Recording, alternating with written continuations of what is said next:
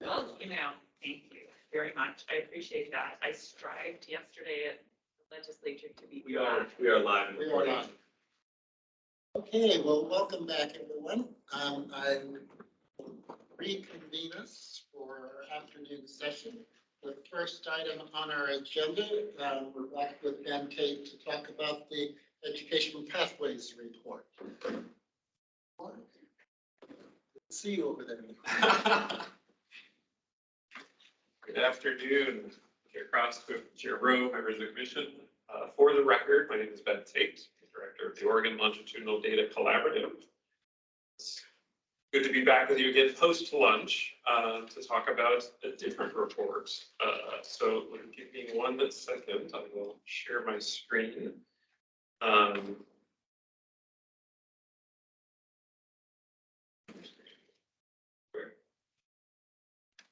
So in the pre-lunch conversation, I was talking to you about a research study that we were in the process of finalizing. Right now, I'm going to be showing an infographic that is complete. So if you were to go to the HECC website, go to Research and Data, there's a subsection for OLDC, and there's a spot there on our first page that says, see our featured reports. One of those reports that you would see is what we call the Education Pathway Report. So this is published on our website, happened right before Thanksgiving. We are going to send it will be featured in a HECC newsletter article that will be coming out soon. Similar to the healthcare education study, let me give you just a tiny bit of context before we dive in. One of the things that we wanted to do out of the gates with this program is to really look at what a meaningful body of work would be that would really show what this system is capable of by interconnecting K-12, post-secondary, and workforce. And was similar to healthcare, we developed this in an iterative fashion, in this case with our research directors. So Amy and her counterparts with Department of Education and Employment Department were the primary audience, but we had conversation with the agency directors, including Mr. Cannon, multiple times as well on this report. What we did is we took a single high school class, in this case, students that entered high school in 2006, 2007, and followed them to what we see. And I was going to say what we see today, and that's a little bit of, there's a little asterisk there. What we see as of the 2019-2020 school year, we intentionally stopped there because of the pandemic. The pandemic effect, both in terms of what K-12 would tell you that their data collections that following year were interrupted, and there's some challenges to using that data. But honestly, it was more about the fact that the experiences that those students have and the experiences of people entering the workforce in that year are very different than what the norm would be. And so we didn't want the data in this report to get kind of skewed off of what that norm would be. Now, there's definitely a conversation to be had about that effect and what that looks like. That's a different report. So today, I just wanted to explain why we anchored this in 2019, 2020. Okay, let's dive in. And I know it's post-lunch. I find this topic exciting. Not everyone finds integrated data as exciting. I'm hoping I will convey some of that excitement to you so we don't lose anyone to post-lunch. All right, so I mentioned this follows a single class of students. We chose only to do this one class to begin with because when you factor in the years in high school, the years in post-secondary, we wanted to give a fair amount of time in workforce to get some meaningful wage results. So we could have done additional classes, but we felt like the wage results for those classes wouldn't have been a fair representation of earnings. We wanted to give everyone a good amount of time in the workforce, depending on the path that they took. So what we see, and one quick note of explanation when we talk about high school exits, if you were to go to the media cohort report for this year, which would have been the 2009-10, or is that right? 10-11, sorry, 10-11 school year, you would see slightly different percentages. And the reason is In later years, ODE changed their business rules so that they counted those with a modified diploma as a diploma or as a graduate instead of a completer. The 2010-11, they did not do that. So their reported numbers would show as different than what we're doing. But if you factor that change in, we are within 1% of those numbers. So let's start down the path. One thing that we wanted to do is look at some key things that happened in transition points. And the one we focused on here, how many of these students took a college level course in high school? We'll see for this year, it was 34% of them.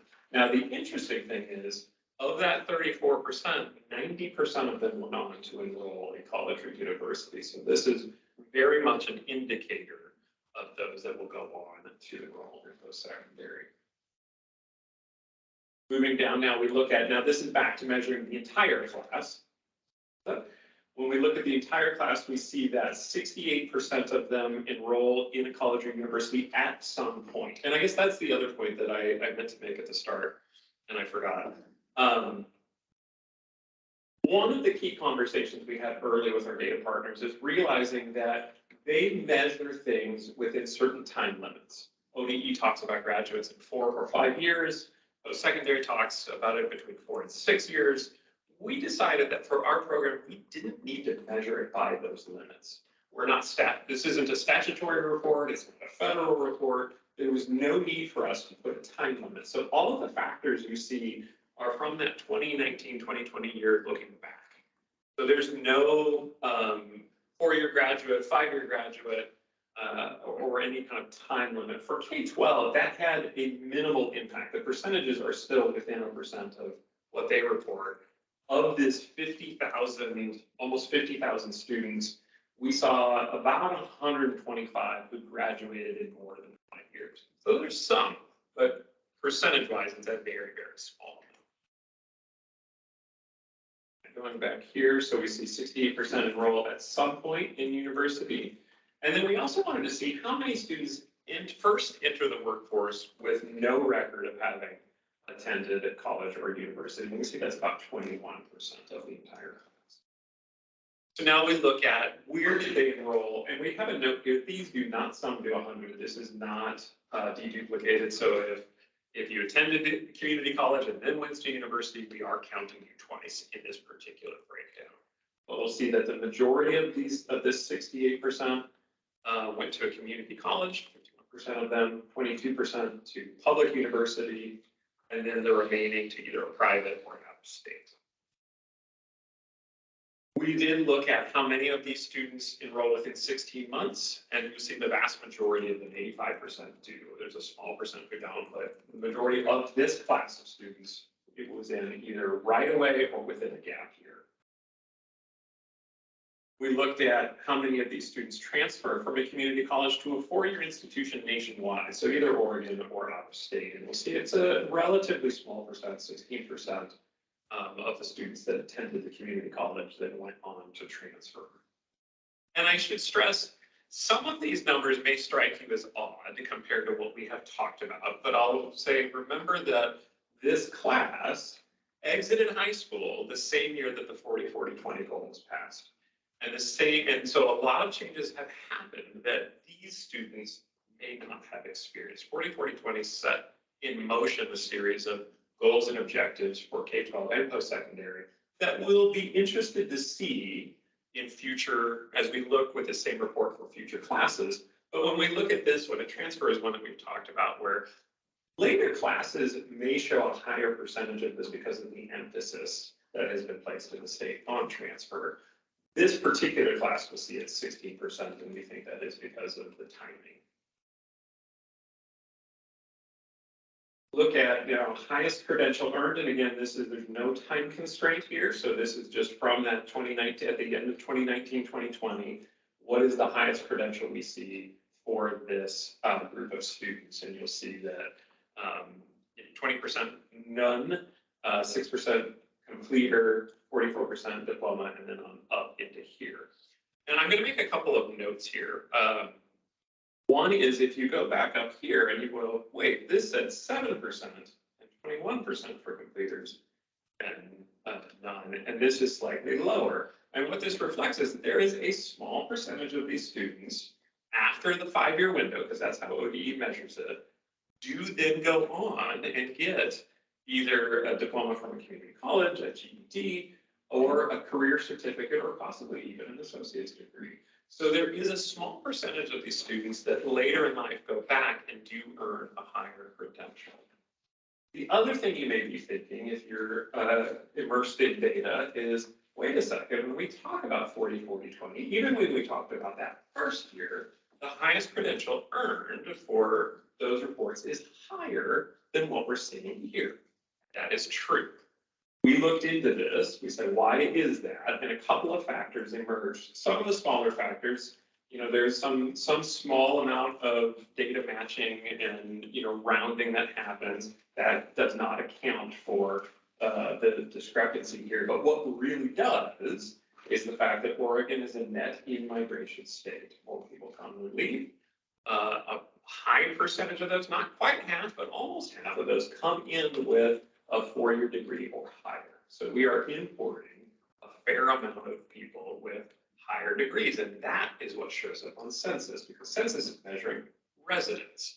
We are measuring high school students, their paths. And so that, when we did the math, factored in over, that pattern over 10 years from when these students would have graduated to when we were measuring it, it does account for, we believe, the discrepancy between what the census would show for this time and what we show for this time. And lastly, we looked at employment. So what we're looking at here, this is individual, not family, individual median wage. And we chose median instead of average because this is not filtered for full-time. This is anyone with a wage record. So it could be part-time, it could be somebody that only worked for a summer. And because of that, we had a fairly wide band of numbers that existed within wage. And so we chose to measure this by median instead of average because the extremes would have made the averages a little skewed. We included here the state median wage. This was provided to us by the employment department to give you a benchmark to compare. And what you'll see very clearly is that high school credentials only either earn you almost the median wage or less, and any post-secondary credential earns you more than the median. Now, there's another important distinction here in why we put years in workforce, and this is what I touched on at the start. We're not measuring these people equally in terms of the time they have been in workforce. So you may be surprised by graduate, the median only being 44,000, but most of these people have only been in the workforce 2 to 4 years. So that, when we level that out, our expectation is that we'll see a growing disparity in these wage outcomes as more years of data become available to us and we start to look at that. The hope is we'll be able to eventually have enough of a span of data to be able to measure this equally for years of workforce. But today we ran into this where we kind of ran out of time in terms of the span of our data. Lastly, this number here, we looked at how many people had a job in Oregon, and the caveats here, of course, is we can only measure Oregon, and this is based on jobs that report data to employment for unemployment insurance. So this is not all jobs. If you're an independent contractor, if you work for the federal government, if you're in the military, we would not see you in this data set. This is what employment calls their covered employers. And so this data represents that group. And in that group, we see 56% of this class having a job in 2019, with two-thirds of them having a job without a credential. They may have attended, but they don't have an actual credential. 1/3 of them, of this group, does have a post-secondary credential. So the hope here, as I mentioned before, is that in the future we'll continue to add additional classes as our span of data continues, and we'll be able to do more in terms of employment to do that comparison more even. But we wanted to be able to show kind of our initial look at a single class as it progresses through the data sets that we have in the system, and there were a few observations that we were able to make as a part of this. The distinction between what you heard from me before before lunch and now. Before lunch, we had a very specific topic where we were going in deep and we were making very specific points. This is a broader overview, and there aren't specific recommendations or specific things that we're highlighting, but there are some interesting observations that come out of this that may lead to future research. So with that, I will stop and see all questions. First of all, this is really fantastic data because it's just tracking outcomes and success of our higher education system here in Oregon. You mentioned the future value of having that time trend data with future classes. I guess two comments. One is, what is the plan? Like, when do you hope to have like a 5-year data set or a 10-year data set? Like, what does your time horizon look like for that? And then the second question I had, more of a comment, it'll be really interesting to overlay the policy context, the Oregon policy context on top of that future data trend, and you can see how policy changes may have affected longitudinal outcomes with students. So two points there. Yeah, thank you for the question and comment.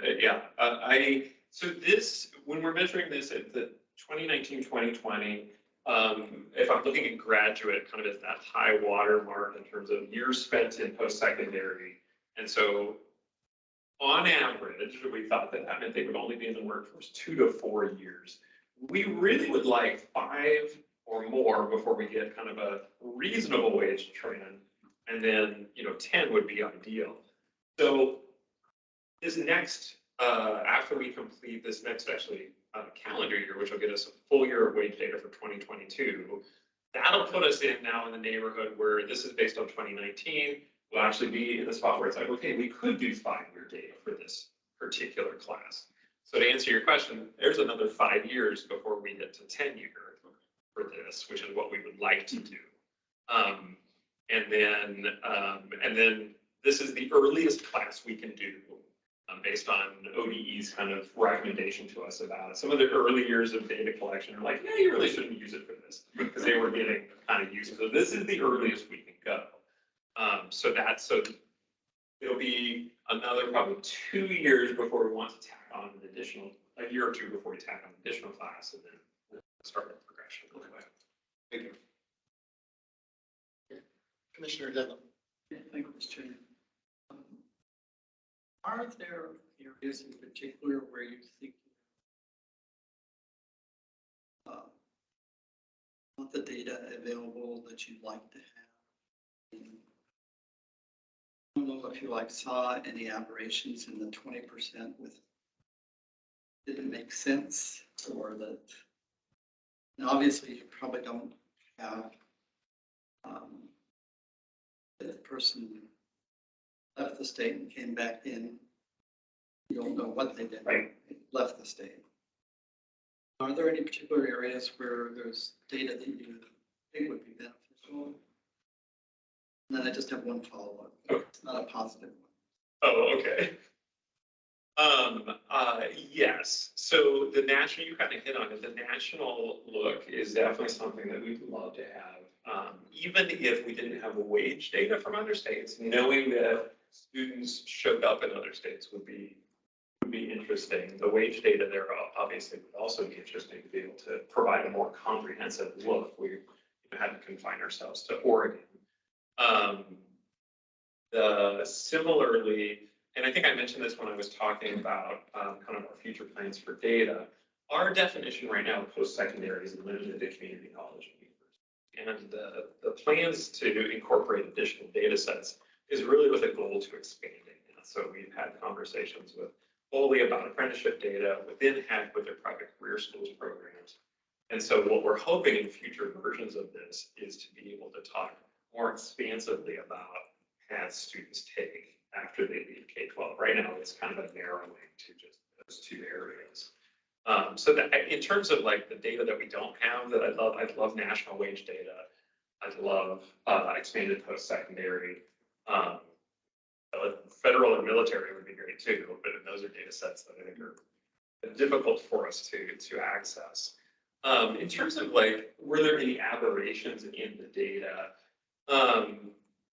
I will double check with our analyst to make sure if there was any trends. I don't remember any off the top of my head. The one thing that was interesting in this process was tracking students who graduate or complete K-12 after 5 years. Because that's not part of the state or federal mandated reporting for ODE, it didn't show up when we were looking at it initially. There is one report they do that captures it, and we kind of stumbled into that actually. We're realizing that they had done the work to capture that data, and we felt it was important to reflect that. I said it's a very small number, but we wanted to be inclusive for the experiences of those students as well. That was one area where it wasn't a data quality, but it was more of us not realizing that they did that. And then kind of once we learned that, realizing how important it was to that. Yes, under the category of interesting observations, I was wondering if we go back to the 16% of those who go on to post-secondary who go to four-year institutions. Oh, I see, that is a nationwide figure. Yes. That's what I wanted. And the state figure was, For transfer, we didn't break it out. I could see if that's something that we have. We didn't break it out here though. I'm interested, obviously later, in knowing that community colleges can define success in many different ways. And that's not the only, but because of 40-40-20, it also would be interesting to know if there are states that are made leaders in those that go from that use community colleges as a pathway to four-year. And if they're, where we stand in the scheme of things as a state. Commissioner Dunham. I did have one follow-up, and it was a negative one.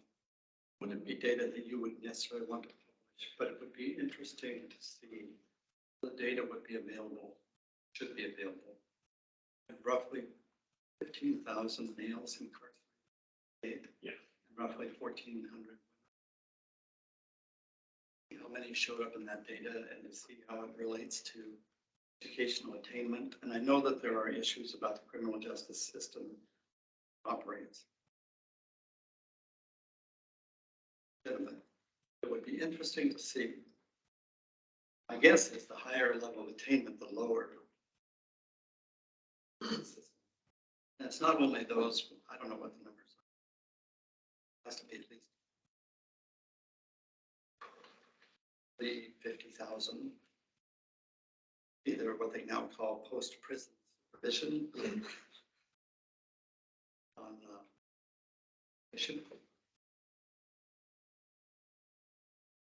Yeah, and that is, you're right, that it would be an interesting, not an entirely positive way, but an But interesting. I know they have the data. Yes, and we did have some initial conversations a year or two ago with OIA about the potential of incorporating them. And we ultimately decided from a data sharing perspective, it is possible. We did see a path to do that. We just determined at the time, based on the work that we had, that it wasn't as much of a priority first. So it is something that we would like to circle back to, but not in that. Thank you, Ben. I think in the interest of our long agenda, we probably should move on to our next group report. Yes, thank you very much. Yeah, thank you. Love data. The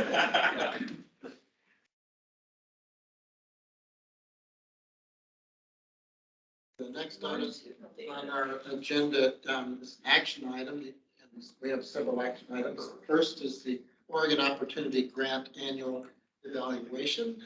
Amy?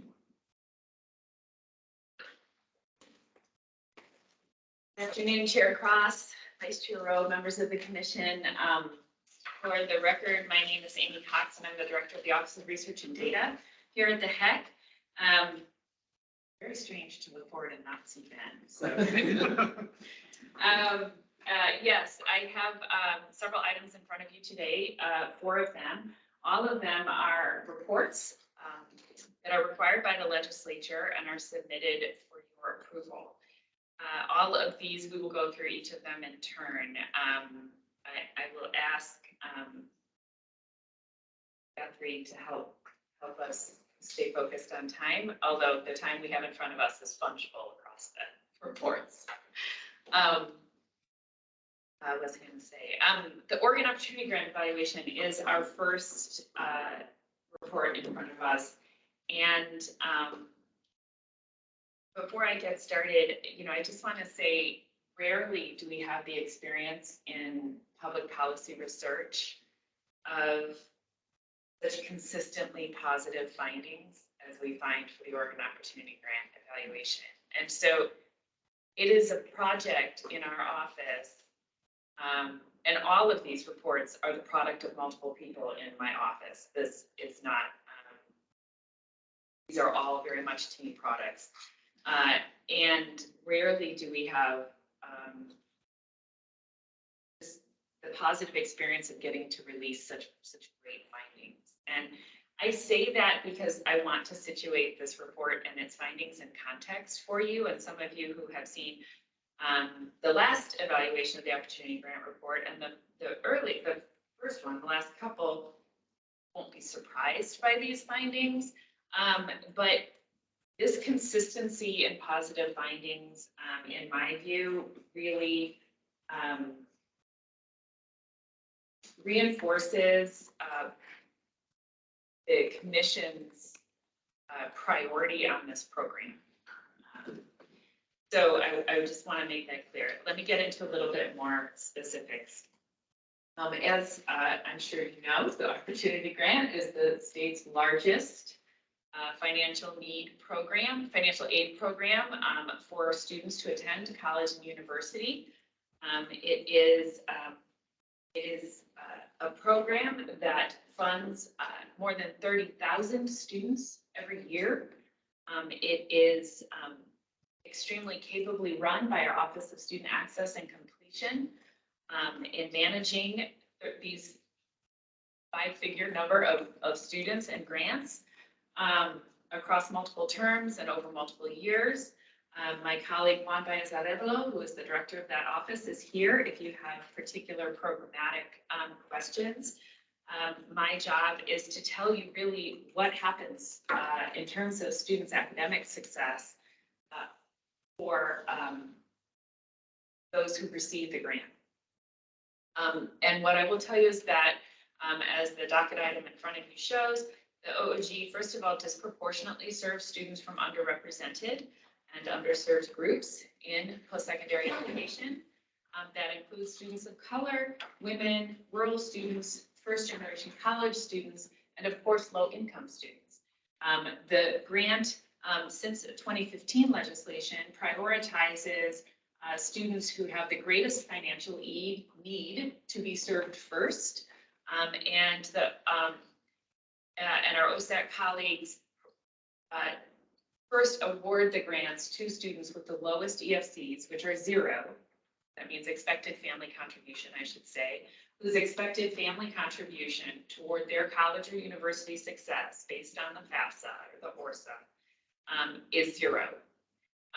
And then moves up the EFC ladder, if you will, to students from progressively higher economic backgrounds until the funding for the program is so what we see then in the data, not surprisingly, is that the students who receive the grant are disproportionately students from underserved backgrounds, not only low income, but also first generation college, students of color, women, and rural students. And the size of the grant differs through a policy change that OSAC led. It awards money at a slightly lower level for community college students because of the somewhat lower cost there, and a slightly higher grant for students at public universities or private bachelor's degree granting institutions. It serves students who attend an Oregon institution only, and it helps them pay for college.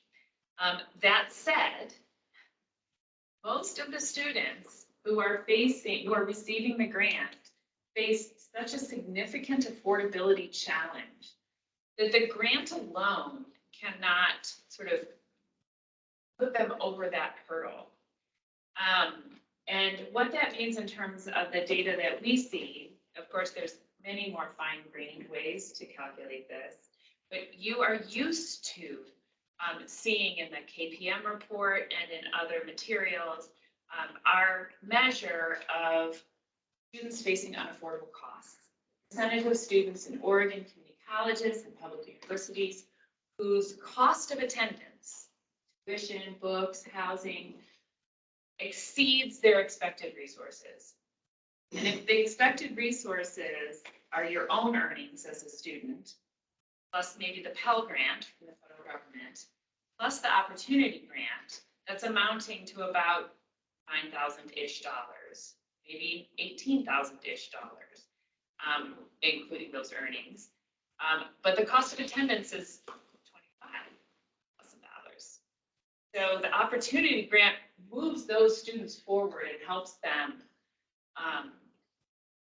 them pay for college and take out undoubtedly less debt. The fact of the matter is the grant is limited in the amount it can offer. And so it is limited in the amount of students it can sort of push over that hurdle of that metric you're used to hearing. And the result of that is that most students who receive the OOG, whether they're enrolled at the colleges or at the universities, still cannot pay the cost of attendance with their own earnings, institutional aid, these federal and state grants. And if they have any unexpected family.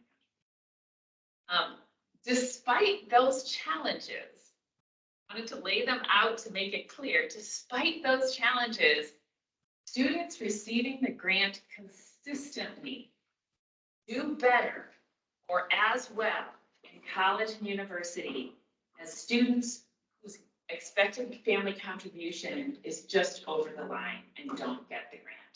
In other words, students who are already from low-income backgrounds who get a Pell Grant, but whose expected family contribution is a little bit higher than what the OOG can fund,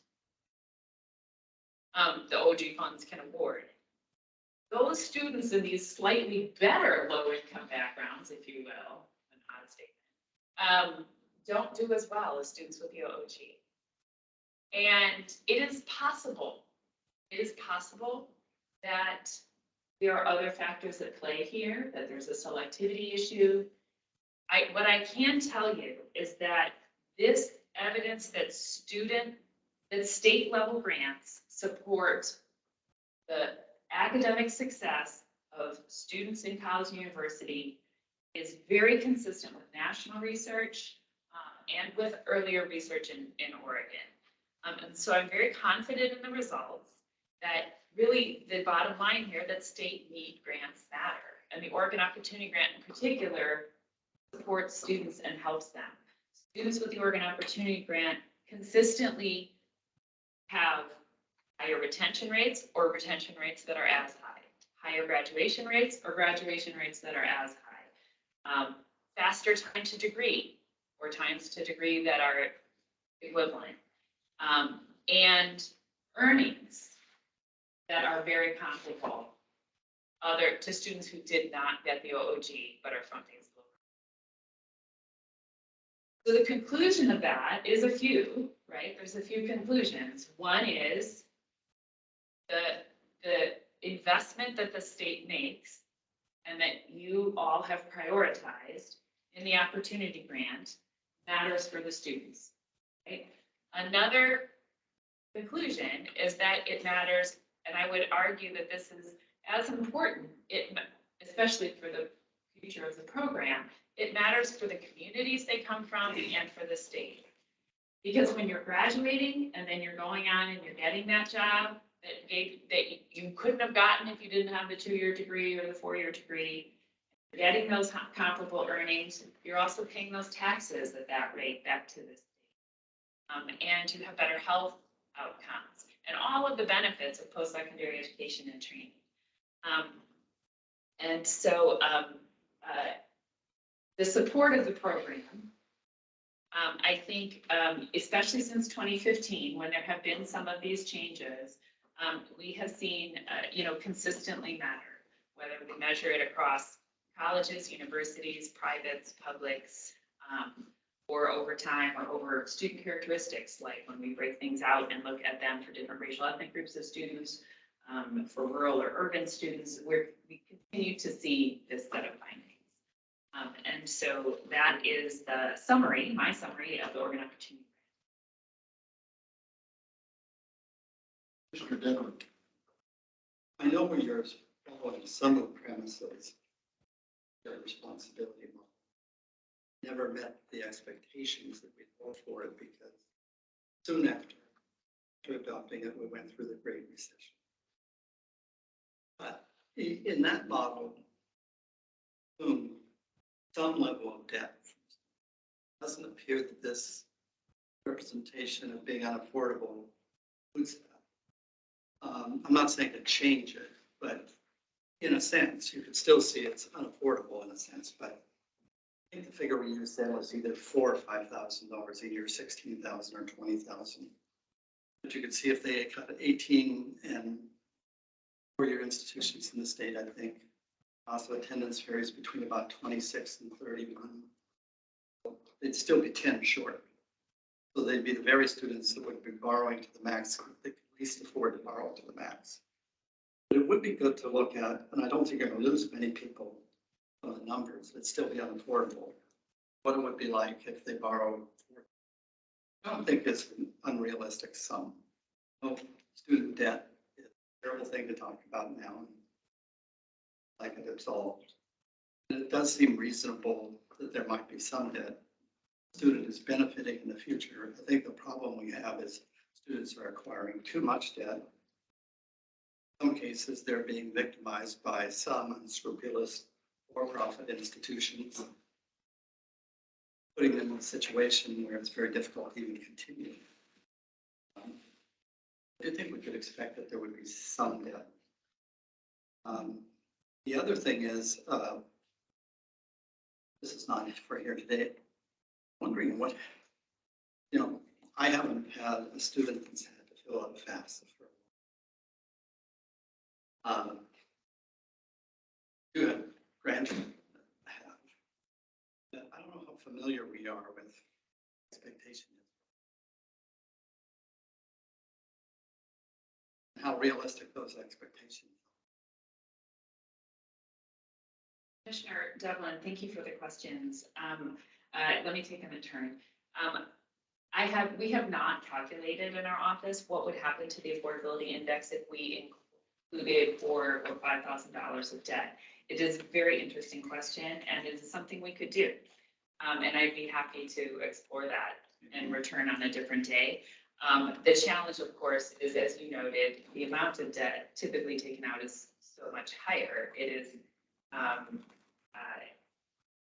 and higher all the time, and the costs, those secondary education and training costs have grown in this state in the last 2 decades, if I'm remembering correctly, 4 or 5 times as fast, even when we and I appreciate your question suggestion, and I will explore it and return to the commission to give you that. I don't think it's going to change your numbers substantially for making that assumption. They're still going to be far away from it. But it would be a very good comparison figure to be able to share. And in terms of students and parents, approaches to filling out a FAFSA, which I concur is a complex process. That is not work that our office undertakes supporting students in, although I can tell you personally, I absolutely agree it is complex and intimidating and overwhelming, especially for students or parents or families who may be facing other barriers to government forms like like legality or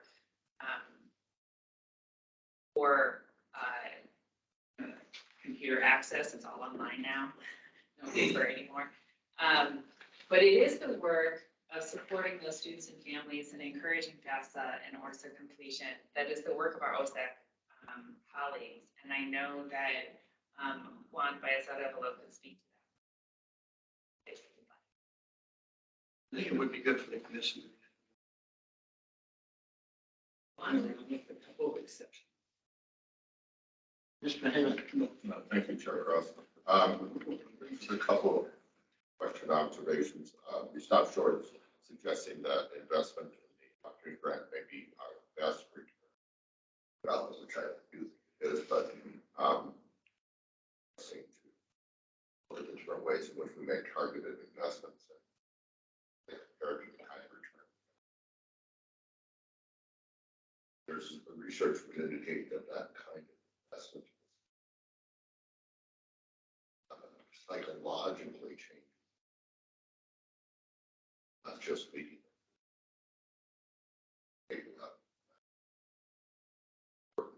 my institution where we saw success by investing in a student, and they would all cry when they do this because as they come to us and they say this is the first time anybody has ever invested in my success.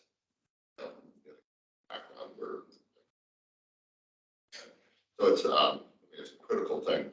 A technical question, is your calculation of unaffordability essentially the same as unmet need? Is it the same thing or is there a variance there? I mean, that we all calculate that. I think it depends on who's calculating on. Commissioner Heeman, thank you for the questions. And in terms of unmet need, I think that it depends on who's calculating that and how, because I have seen it calculated different ways. So sometimes, yes. What I would say is different, and we have conferred with colleagues in other states. There are not a lot of states that are calculating a simple affordability index like this. By simple, I don't mean necessarily in the data work underlying it, but that's actually quite complex, but simple in the sense that relatively easy to interpret for example, a key. And some states are calculating metrics like this.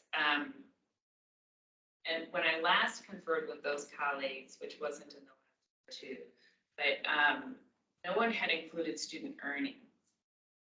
They had included essentially a comparison of institutional aid, public and state grants with the total cost of attendance.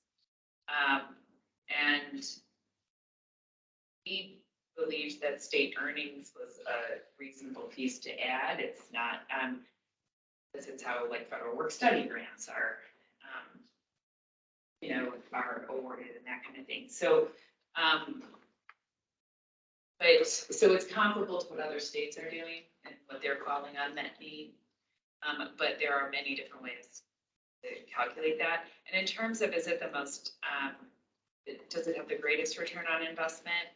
It's a really great question that I really love to answer. And I think we would I'd have to do some real thinking about how do we want to measure that across programs? But I think it would be a really useful question. That's a good comment, but in a report we received a recommendation with regards to how we would improve our education as it connects to preparing people in the workforce. And how would we create resources for non-credit? And have we ever considered what it would take to disengage eligibility for the Oregon grant from federal eligibility in such a manner that it could be for non-credit instruction? In a sense of what that would cost. We have looked at that, and that's where I really do need my colleague, Juan, right? So I will look to approach the table, because that is, That's a hard.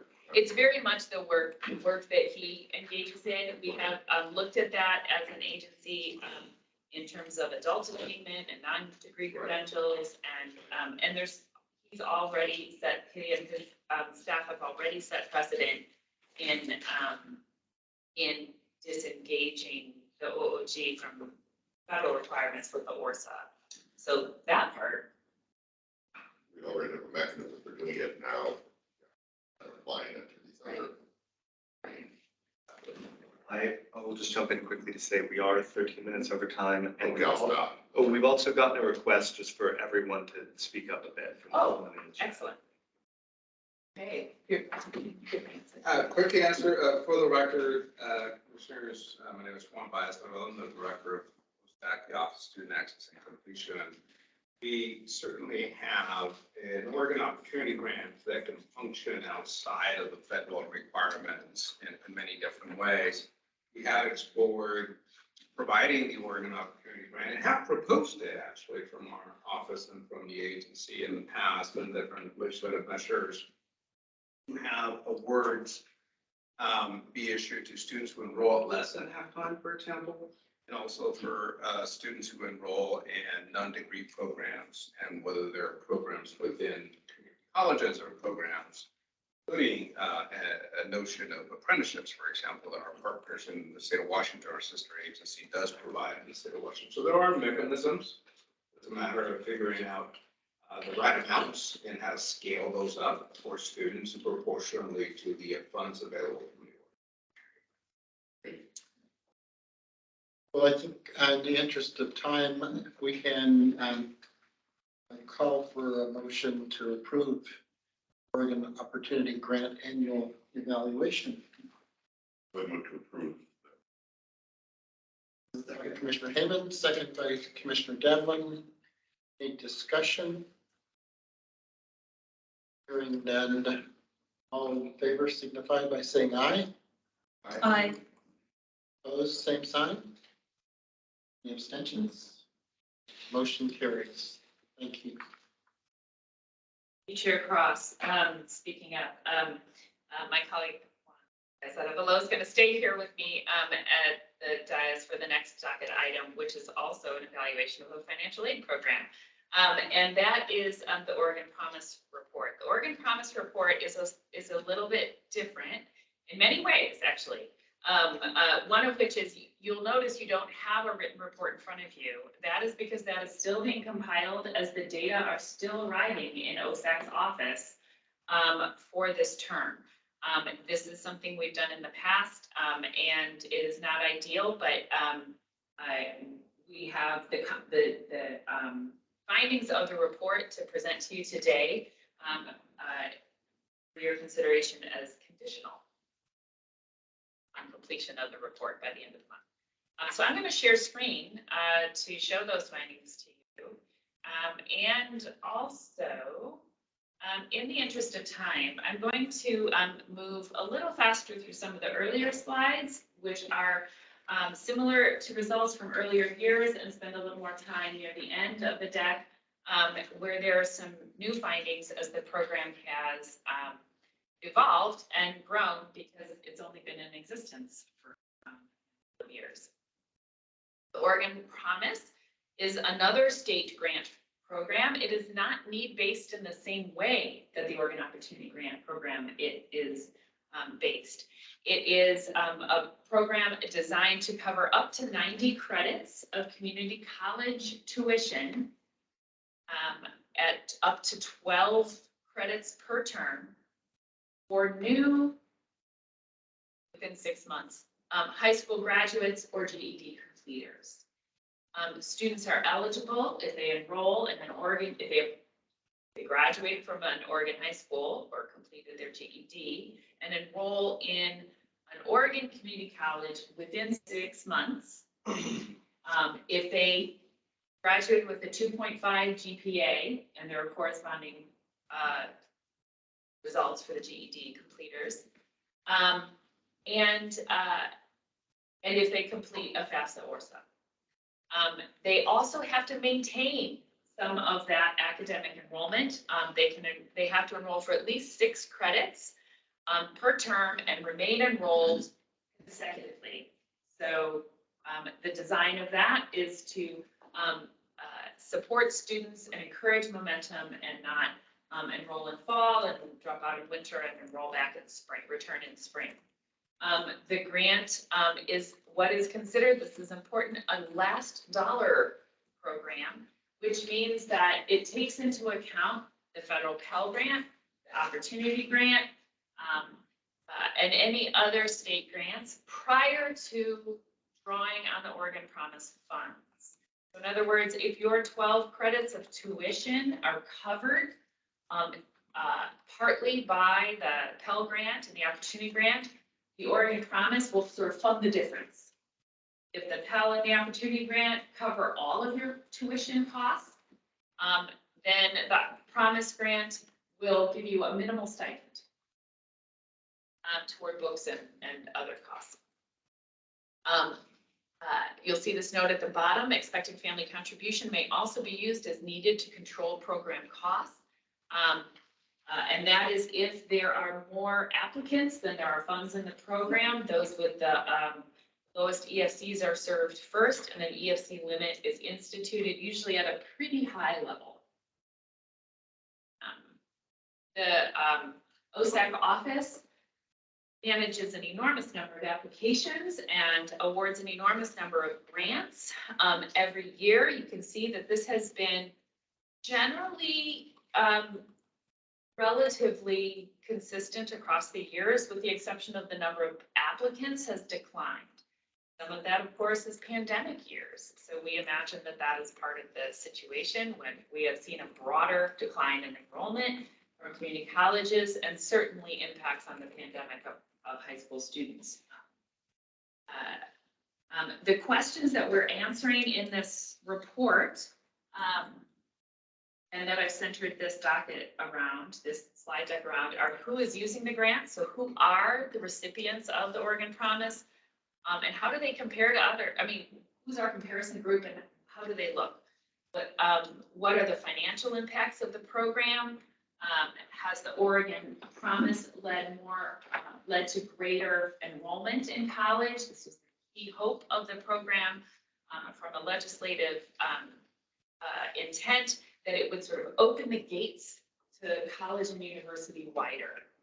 More students would be interested and engaged and enroll because of this financial program, and that it would therefore, of course, the ultimate goal, lead to more completion with an eye toward 40-40-20. So what we see when we compare students in the Oregon Promise is that they're more likely to be from low-income backgrounds, and they are somewhat more likely to be from urban backgrounds and identify as Latino, Latinx, and to identify as women.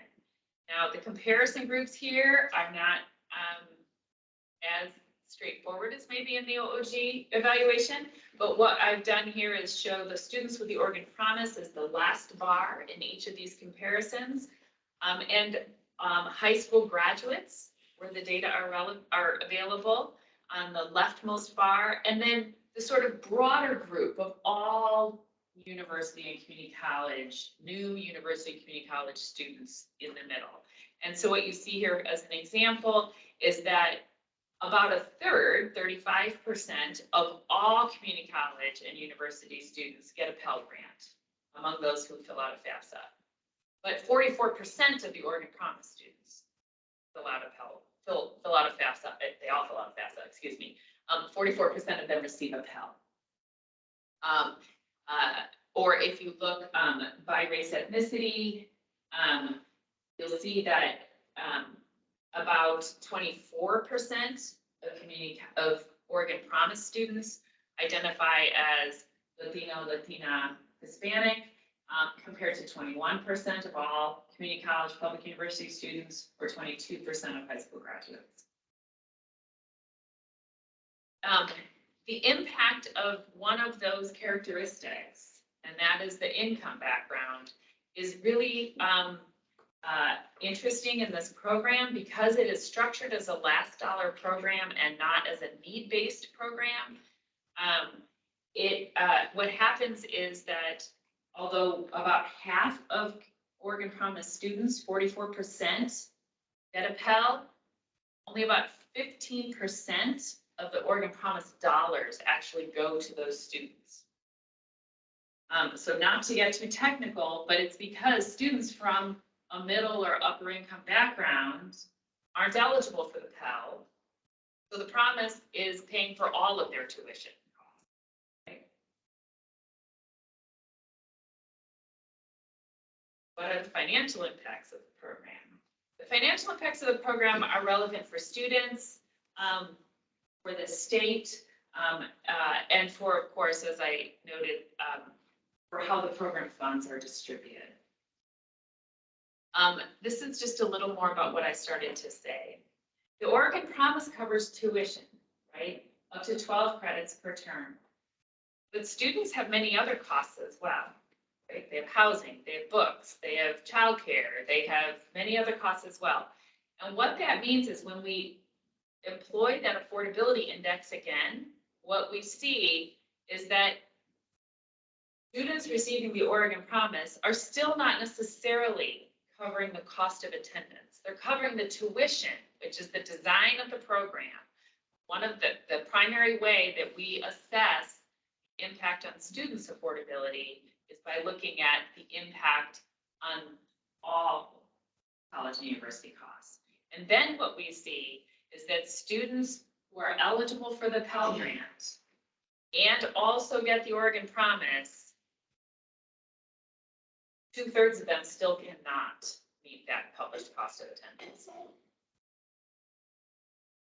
40% overall, 2/3 of those who get the Pell Grant. Statewide, it also means that it's not really affecting that index a whole lot. Compared to the Opportunity Grant, where we see a few percentage points different, if we include the Opportunity Grant or take it away, we only see about 1 percentage point difference. About 1% more students across the board can afford college and university because of the Promise. And the reason for that, again, is that those low-income students, the students from the low-income backgrounds, who are the most likely to be facing the unaffordable costs, are only getting a minimal grant in the Promise. So it's not very large. We've already taken into account their Pell and Opportunity Grant. And it translates to about 700 to 900, depending on the year, additional students. We disaggregated that, who's the impact felt strongest for. Again, students who identify as Latino, Latina, as well as students who identify as white and students who are not first-generation college. That's important if you think about it, because that it's for them where the Promise is going to be the largest grant and it's going to have the biggest impact on your resources. It's just a little impact for a student from a low-income background because it's just the minimal grant they get. This is Pell dollars into the state. So what are the financial impacts for the state? Pell dollars coming into the state, they have declined over time. They are the solid lines here. The brown one for community colleges, the light blue for public universities, and the dark blue for private institutions. They've declined because of declining enrollment. That's what the dashed lines are to show you that parallel. For the students who get the Promise, this is a particular question around the legislature. What are the impacts on the state of the Promise? Is it increasing Pell grants coming into the state? Probably not. It's maximizing the Pell grants for the Oregon Promise students. There's no money left on the table because they have to fill out a FAFSA. But overall, probably not increasing the Pell dollars into this. And now the other two questions. Has it expanded enrollment and has it expanded completion? Very briefly, I want to say we're not just going to look at Promise students now. We're going to look at all high school graduates. Because if the Promise has changed where you decided to go to school, we have to look at the whole high school graduating cohort. So without the Promise, students make one decision. With the Promise, they Some of them from the university may choose to go, who previously would have gone to university, may choose to go to a college and get the Promise Grant for their first 2 years, right? We look at the whole high school graduation cohort. And what this graph shows is the percentage of students who enrolled in a community college, a public university, or a private institution within 6 months of high school graduation, before and after the promise. Promise is the red line here on the left, the pandemic, gray line on the right. And in that very first year of the promise, when there was a lot of enthusiasm and press around the program, it bumped that college going up a little bit, but that did not sustain. And within 4 years after the grant, the college going was pretty much back to where it had been prior to the grant. Then when the pandemic hit, it fell further. This does not change when we look by race ethnicity. It has, because another question is, okay, well, maybe overall it didn't help, but maybe it closed the equity gap in college going. Do not see evidence of that. Nor do we see evidence that it has closed the equity gap in rural urban or between female and male high school graduates. So in fact, since the pandemic, we've seen some of those gaps widen, even really since the promise. So the answer to did the promise throw the doors to college open wider? Not appear to be yes. And then of course, well, maybe it helped students be more likely to complete. Maintain that momentum. Remember, you got to stay enrolled. These graphs show students prior, again, high school graduating classes before and after the promise. The red line is the promise. The green graphs show the number of terms they were enrolled in consecutively. And then the brown graphs show the number of credits they have earned. Neither one of those has increased with the promise. The top graphs are in the first 3 years after high school graduation, and the bottom graphs are in the first 5 years after high school graduation. So in other words, students who graduated and from graduating classes before the promise or after are accruing about the same amount of credits that they had. And then lastly, in terms of completion, it's a very similar story. We see a bump in that first year, like we did with enrollment, of the number of students completing any credential in community college or public university or the private institutions. In their first 3 years out of school, we see a little bump in that first cohort of promise students, and then a decline to a return to pre-promise rates. So what does this mean? Well, it means that it is helping students financially afford school, but not enough to push them over the affordability index. It does not appear to have expanded college-going enrollment. It does not appear to have expanded college momentum, and it does not appear to have expanded in a sustained way. But wait, there's more. This spring, the legislature passed a number of changes to the promise at the great effort of my colleague and you all. And those will change the promise in a number of ways that are likely to affect some of these results in future years, especially for low-income students. The first thing is it eliminated the $50 copay. So instead of getting a grant and then getting less of the grant, and that $50, as Juan eloquently says, could be a bus pass, right? Now the $50, now you just get the grant. The minimum grant award goes from $1,000 to $2,000. So that's a sizable increase. And that minimum grant will grow as tuition grows. That has already been in statute for the upper end of the grant, but not for the lower end. And then very interestingly, the GPA eligibility requirement will lower from 2.5 to 2. So that will potentially open the doors to college higher.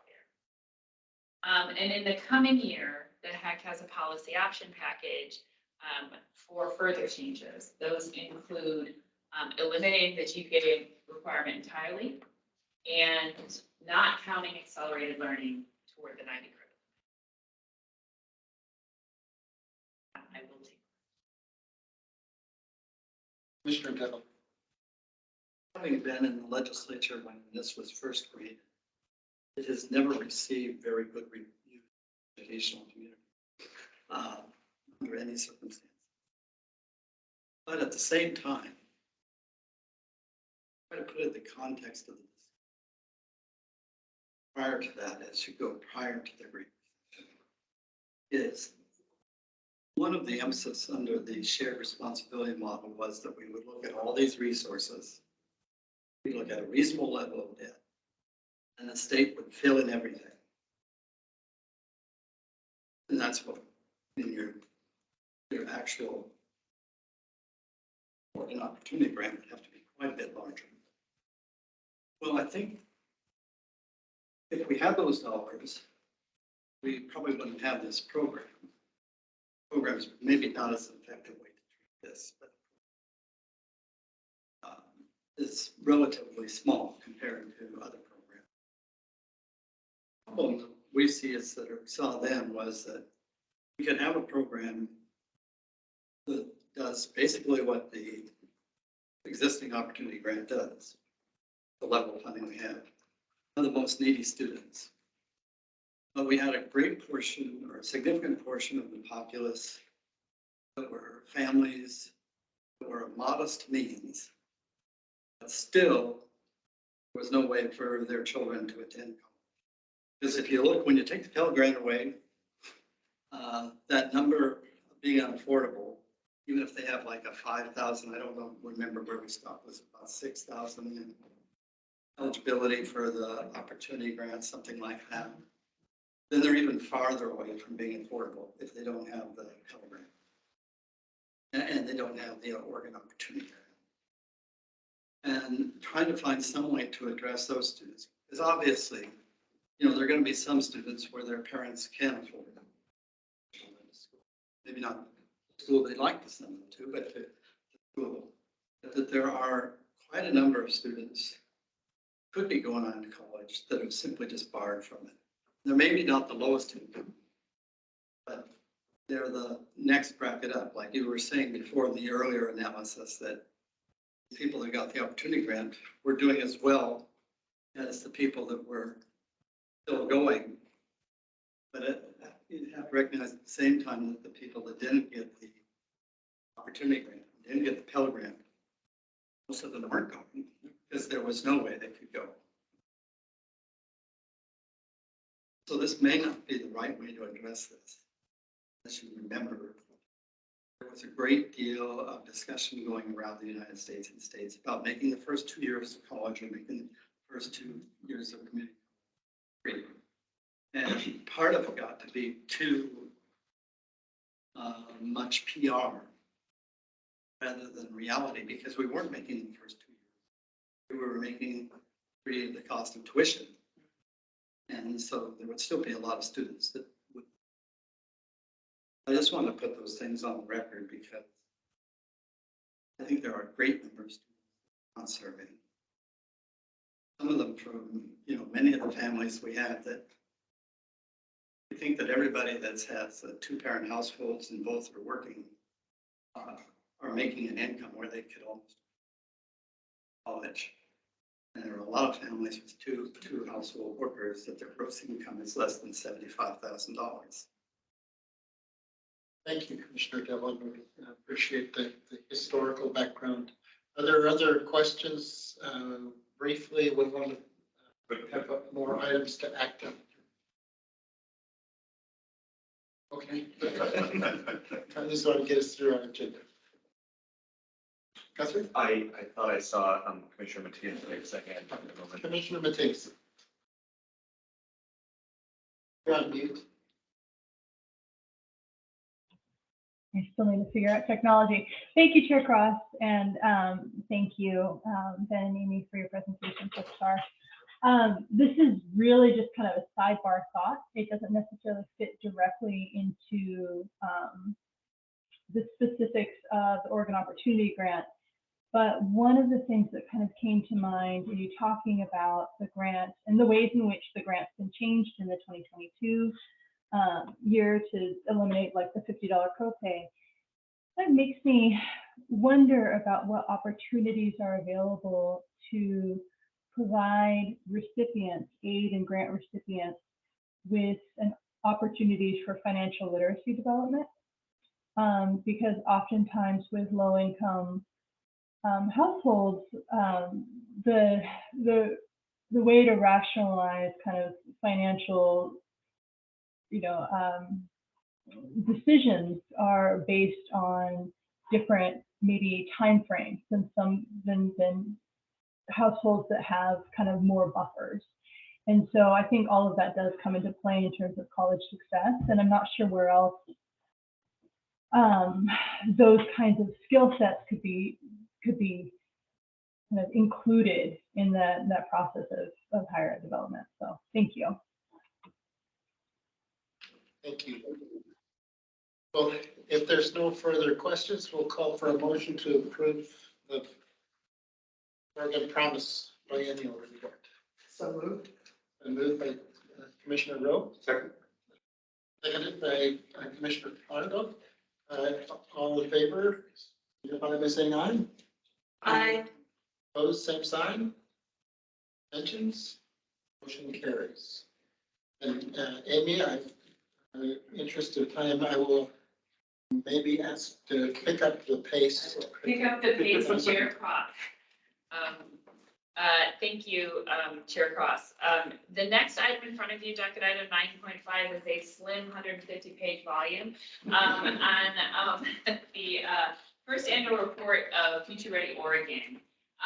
Future Ready Oregon, I'm just going to, again, share a couple slides to situate you because that's a lot of report in front of you.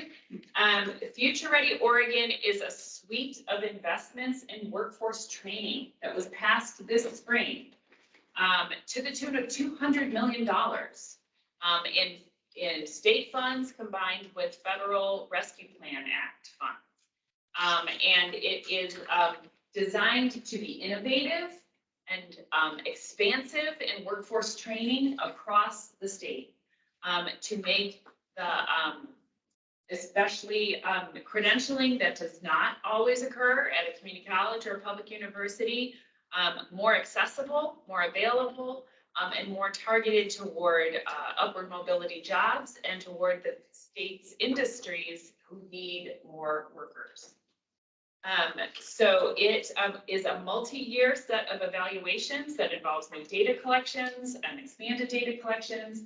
And we are approaching that in our office with really two very intertwined questions that really reflect the statute. Is it leading to greater economic security, and is it leading to greater equity? Because one without the other is not going to sustain in the same way. In this first year, we are focusing almost exclusively on implementation. That is by design. We will have impacts of the programs, the participants served in the coming years. Those data are being collected by our partner organizations right now who have already started serving participants.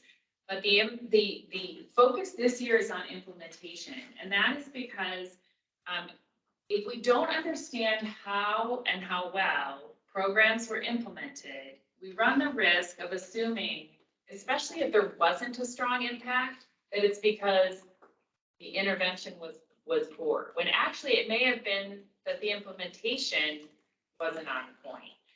So if you think of a medical intervention and a drug treatment, it could be very effective, but if it's not available to the community, it's not going to lower the incidence of that disease, right? So I'm going to run through some findings. for a moment. So one more document. This is the calendar. Overwhelmingly, under an extraordinary and unusually tight timeline, we have seen the Future Ready Oregon programs. There are 8 different arms of Future Ready Oregon getting underway in an extraordinarily timely manner. That includes the programs that are administered by the HECC with partner organizations like local workforce boards, and programs administered at other agencies like apprenticeships from BOLI. Innovation is a strong theme in Future Ready Oregon. Most of the participating organizations really took these dollars as an opportunity to be innovative in how they announced grant opportunities, how they invited people to the table, how they awarded grants, how they ranked grants. Not all of them, but most of them. And so we are encouraging those who did not to learn from those who did. Outreach and engagement. It's hard to be innovative and hard to create an expanded and a more diverse and equitable workforce. You just keep inviting the same people to the table. So what we saw also was that partners, most of them absolutely engaged in new kinds of engagement that led to more and different organizations at the table and participants served. The statute focuses particularly on 9 priority populations, terminology from the statute. And that engagement consistently just yielded results. It yielded results in the implementation. And so again, organizations that did not do and deliberate engagement were encouraging to do so. Those 9 priority populations are definitely a theme and an emphasis and a focus across the organizations. But when we took the holistic view and didn't look just at this program or this invited grant applicant, and we looked across them, what we saw was that there needs to be increased attention in the coming year toward a few of those 9 priority populations. And those are tribal communities, LGBTQ plus communities, women, and to some degree rural communities. Combined with analyses we also did on state workforce and labor force data, it is very clear not only that you're going to have to be doing things in innovative ways if you're going to expand a workforce when unemployment's low, you're also going to have to do it in probably a few different ways. So for folks who are not already employed, when it is relatively easier than in some years to find a job, you're going to need to address basic barriers that are not allowing them to access those readily available jobs, like childcare, language interpretation, housing and food. And for those who are already employed, if you're going to expand their economic opportunities and fill those needs of our business community, you're going to have to focus on career advancement. And then lastly, continuous improvement. Because of the speed of this program rollout and because of the focus on innovation and engagement and equity and doing things differently, we have very much called out the need to continue a learning approach to this work. The strength of this investment, the complication, but also from an evaluation standpoint, but the strength of this investment is that it is a suite of different programs. That they are designed to figure out, well, what if we tried new things, if we were freed up to do something different, what would work better? And to lead with learning in all of the coming years as well, that will allow sort of more fruits to be of this work to emerge. I also want to show you some of the examples of some of the markers we looked at this year as baseline data, and we'll be looking at in the coming years. In the coming years, as we start to look at impacts, we'll take the data on participants that's being collected right now, and we will compare those participants to labor force data across the state. So if you're, are we seeing, for example, a relatively higher number of participants from priority populations than we are already seeing in the state's labor force? You're not going to get a more diverse labor force unless you're serving relatively more people from the priority populations. So we're looking at things like labor force participation. And here you see that long-term gradual decline that businesses are really struggling with, right? And you see things like the gaps in some of these rates. Unemployment is what we have up here for race, ethnicity, and labor force participation by urban, rural, and frontier. Someone asked me, what's frontier? It is more rural than rural. It's Harding County. yes, it is, yes. We can disaggregate some of these statewide metrics by some of the measures of priority populations, by race, ethnicity, gender, region. And so we will be tracking these over time, not only for changes in the state, but again, as I said, how are they comparing to whom Future Oregon is serving? With that, I will say, about by and large, more than anything, I can tell you that despite some significant headwinds, Future Ready Oregon is well positioned in the coming year to make the impacts that the legislature is hoping it can make. Both in terms of numbers and in terms of doing things differently. And with that, I will submit my report for your approval.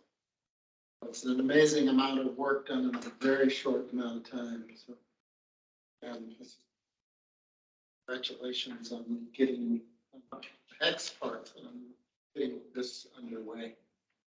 Are there questions? Commissioner Dillon. I know that there's some of the funding that belong incoming by bienniums. I know that there's some of the funding that's one time. Do most of the grantees understand in the cases where it's one time that it's one time? That has been made clear. Yes, Commissioner Devlin, thank you for the question. That has been made clear, and some of the grants are about building infrastructure to maintain programs, not only about expanding, but about, and so there are, for example, credit for prior learning grants to our community colleges and public universities that are designed to build infrastructure to serve priority populations in new ways, perhaps making materials translated or different kinds of outreach materials or different kinds of infrastructure that is designed to maintain after the one-time funds end. There is also, of course, concern in the field for one-time funds that won't continue, and for growing programs where long-term funding is not guaranteed at best.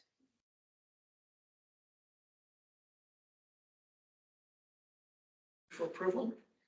Then move to approve the report. Second. Seconded by Commissioner Simmons. Any discussion? Hearing none. All in favor, please signify by saying aye. Aye. Opposed, same sign. Abstentions? Motion carries. One more, I think. One more, which is actually a slim item in front of you. Thank you, Chair Cross. Members of the commission, docket item 9.6 is an annually required review of staffing at our public institutions. This is required by statute and has been for many years, much earlier than 2018, which is the most recent revision of the statute. We do not in our office collect individual level data on employees at our public institutions, the way we do individual level data on students. But to comply with the statute, what we do is we request summaries, tallies of the numbers of employees in particular groups from each institution. And those groups are identified on page 3 of the report. And then we report that in this document to the legislature. I will tell you that particular communities have found this useful in different ways over the years. During the pandemic, it turned out it was the only source of statewide numbers of total employment at our public institutions. When that question came up, and was particularly useful then. I will say that also, I am grateful to the staff at our institutions and to the members of the staff of research and data who have worked to make these measures as consistent as possible across the institutions, so that you can see the same kind of data in each column, if you will. That said, sometimes there are definitely still differences down in the nitty gritty within an institution who might define certain things differently. And that's the sort of difference between having individual level data where you can control all that and having these totals. But this is the staffing report every year that I submit for your approval. Commissioner Devlin.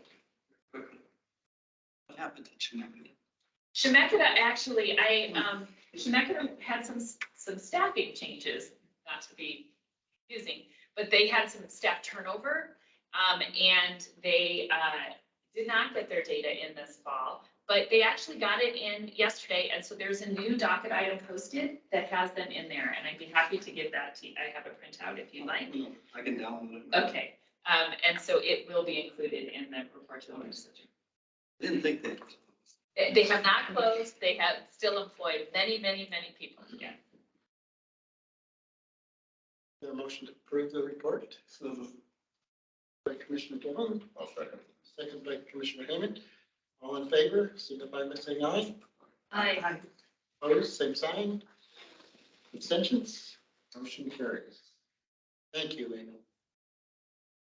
And Guthrie, you're up next.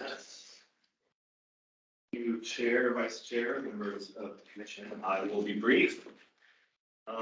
You have before you 9.7A is the agency report to Legislative Assembly regarding temporary rules. This is a yearly required legislative report, basically listing all rulemaking actions taken by the agency in the preceding year and taking special note of temporary rules, including statement of need and justification. I'm happy to go more in depth into any of the temporary rulemaking actions taken. However, they were, of course, all taken by this commission. So if in the interest of time, we'd like to move on, or if there are any questions, I'm happy to answer them. So just to clarify, this is just an accounting of our process of approval. Correct. This is the numbers of rulemaking actions by each chapter that were approved by this commission, as well as you can see here, for each specific rulemaking temporary action, the statement of need and justification. Any discussion? Do I hear a motion by Commissioner Hayman? Second by Commissioner Rowe. Any discussion on the motion? All in favor signify by saying aye. Aye. Opposed, same sign. Abstentions? Motion carries. Thank you. One more from. Yes, moving on to 9.8, we have the agency review of rules report. Again, this is a required legislative report, except this one is every 5 years. There is a report on the continued need for any adopted permanent rules, newly adopted permanent rules in the year 5 years prior to the current one. In this case, I'm proud to present perhaps the most concise report ever presented to the commission, because in 2017, there were no new administrative rules adopted. So I'm happy to take any questions.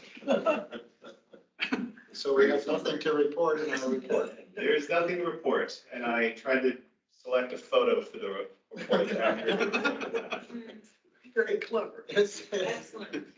Is there a motion to approve our nothing report? Second. A second by Commissioner Rowe. All in favor of the motion, signify by saying aye. Aye. Opposed, same sign. Abstentions, motion carries. Thank you. Thank you. I think it's comic relief. Yes. For several items of comic relief today. All right, next up, on our, our report out on our HECC subcommittee, the bucket item 1 or 10. Thank you, Chair Cross. I will summarize if that's okay, Jim, but then if you have any questions or discussion, there's only one expert in the room, and that's Jim Baker. It was a very interesting and I hope helpful meeting. Most of our time, we had several agenda items, but by far most of our time was spent on the discussion of the status of the work group on the Community College Support Fund. As most of you know, we turned our attention to changes that earlier this year, to changes that may be needed in the Community College Support Fund. And the heavy work, the heavy lifting is really being done by our staff and work group that's composed of college administrators, faculty, and their staff and other stakeholders. And they really have been doing the heavy lifting, meeting frequently and regularly. First establishing several months ago, you'll remember the protocols and the principles by which they were going to make and judge a decision. And now getting into the work of what a new formula should look like and why. They're close now to at the point of considering the implications of what a formula might look like. And that, of course, will influence the recommendations that the staff present to us. We expect at our February meeting. So that's the work group's charge. At yesterday's meeting, Ben started us off with a very helpful summary of both the background of HECC's overall perspective on funding formulas, and especially to our commitment to maximizing, this is a quote from our charging legislation, our commitment to maximizing learning outcomes and student success, and our use of the funding formula as one important tool to reinforce this commitment. The work goes back almost to the creation of HECC, when the first overhaul of the formula was done. Historically, funding had been granted to the universities and colleges based solely on FTE. So it was just total headcount. And we've changed over time from that being the determinant of university funding to an outcomes model. And at the university, the outcomes model is really defined by completion, and it's up to about half now of the funding. In these cases, we also have heavy weights within that for underrepresented students. Anyway, we began to turn our attention to community colleges several years ago when we finished the university funding formula changes, and it was slowed down at the beginning, pushed back by the pandemic like a lot was. But now we're back to seeing how those principles that we applied at the university level and that we have as really part of our DNA, how they apply to community colleges. We do expect that the community colleges, whatever recommendation we end up getting, will be substantially different from the universities, really because of the mission differences.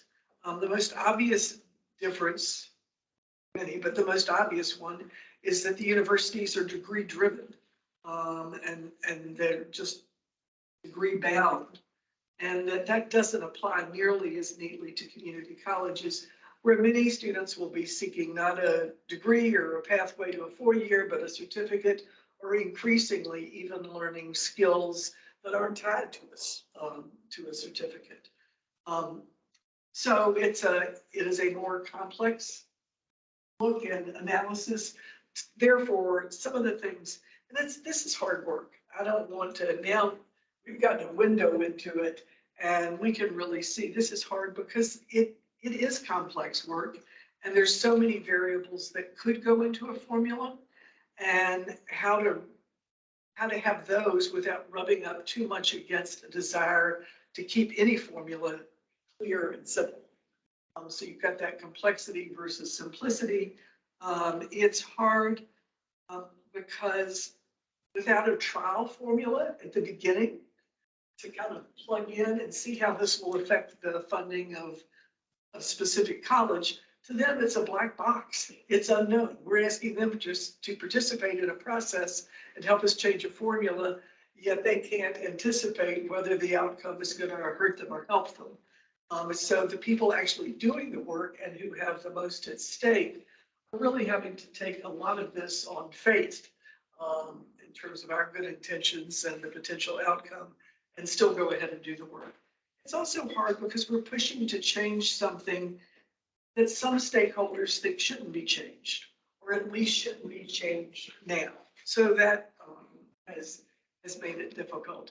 And it's hard because the colleges, faculties, and leadership have endured, as they have told us, crisis after crisis with the pandemic, and frankly, would prefer not to invite more substantial change into their lives right at this point. And I'm sure it's hard for other reasons I haven't even cited. I wanted to cite those, though, because to their great credit, the work group has soldiered through all of this difficult work and are very close to figuring out what works best. And we are certainly in their debt for doing so, and I'd like for the record to note that. I also want to acknowledge, though, that a key stakeholder, the Oregon OEA Community College Council, at different points throughout the process have strongly registered their objection to considering an outcome-based measure as part of the formula. Yet again, they have fully participated, and we appreciate that, but I did want to just note that. We've also had the participation of both reporting to the committee and as part of the task force of Tim Cook, who is president of Clackamas Community College. And he has been very helpful in both moving the process forward, in representing the other presidents, and taking the information from the task force back to the presidents, and in sharing their concerns, but again, their willingness to absolutely be part of and lead the solution. Yesterday, most of our discussions really were focused on how to measure success, as I mentioned, because it's so complex in a community college setting, both from an individual perspective. What if the question was raised, well, are we looking at it from a student perspective and what they want or need? Or are we looking at it from an institutional perspective? And how does it look from each perspective? We also talked about the very, very serious financial challenges for community colleges with declining enrollments and greater and more wide-ranging needs to serve their communities, and of course, increased costs. And again, we talked about the very real differences between universities and community colleges. And our responsibility as the commission to help all of these schools be as successful and stable as they can be, and to always our further responsibility to be an advocate for adequate resources for them. I think that's all. In the discussion, we reaffirmed that the state, through the commission, does care deeply about completion, and that therefore we do need to measure it. We do need to find its logical place in the funding. And as I said, we expect the recommendations from staff to come to us in February. We expect to be finished the process of actually adopting it, being able to vote on it probably in June or sometime around mid-year. Is there, on that section, I'm going to touch on University General Fund. Is there anything in that section, Jim, or any of you, most of you were attending the meeting, that I left out? Mischaracterized? Awesome. I would, just a couple of things I would mention, in addition, and an excellent summation. One of the things that I always helps me remember what consensus means is that most people agree mostly. And it doesn't mean that everybody is fully in agreement. It's what people can live with.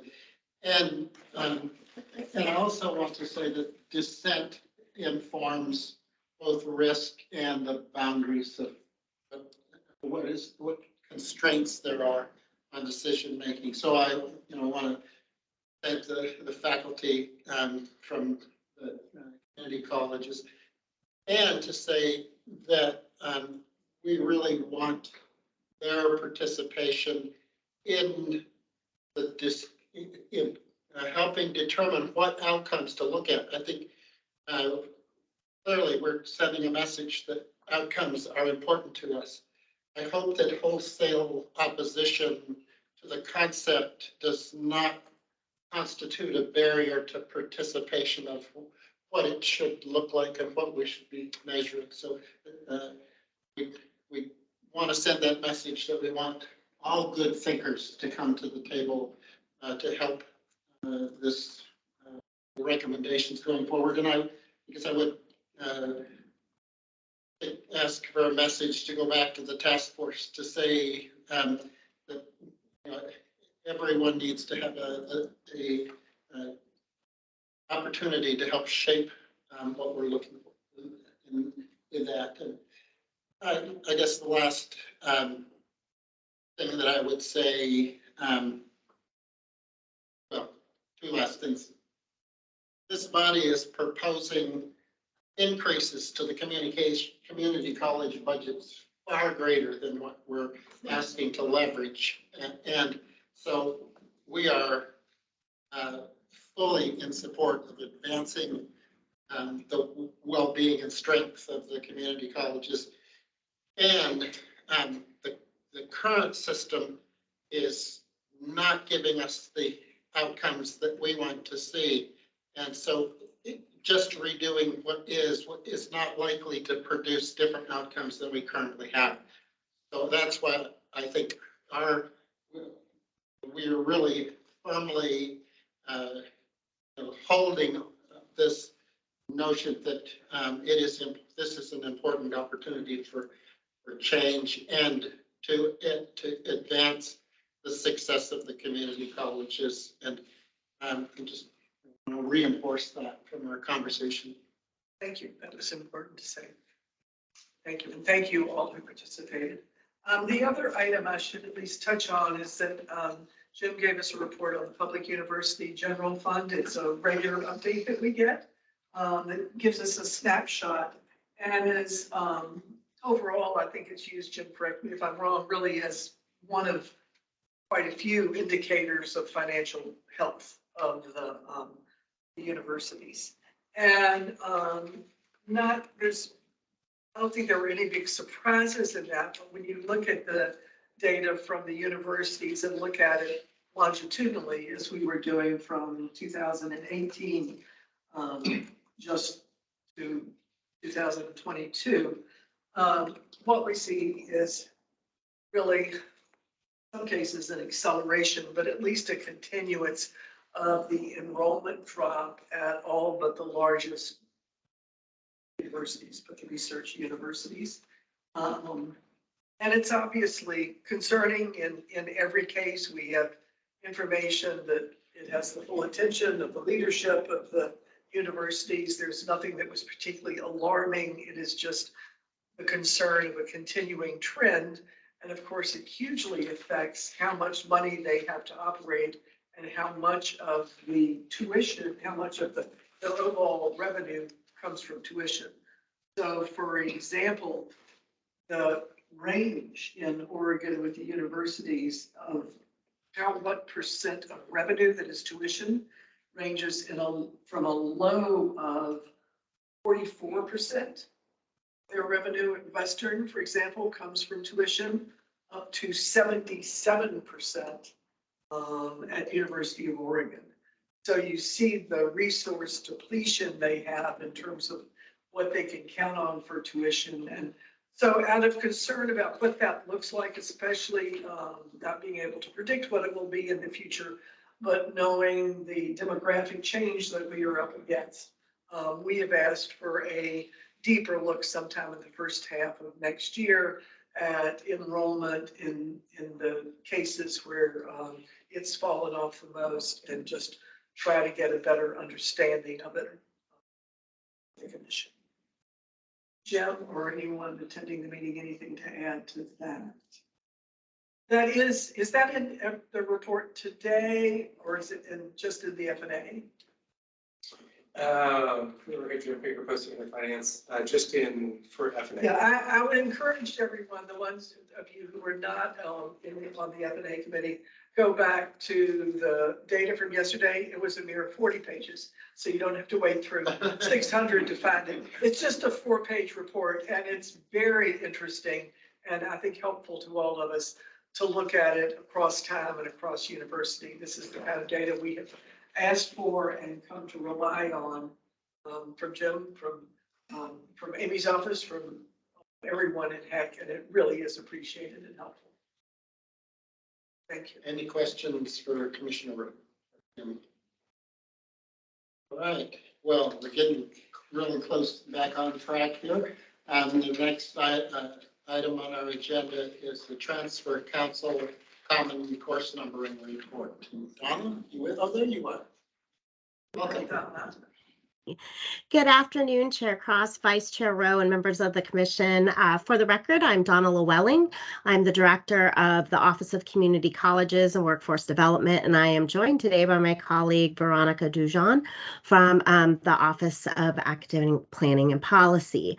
We're going to kind of jointly present the next 2 items on your agenda to you. I'll cover or present item number 11.1, which is related to the Common Course numbering work, and then Veronica will talk to you about the transfer portal report that is in your docket.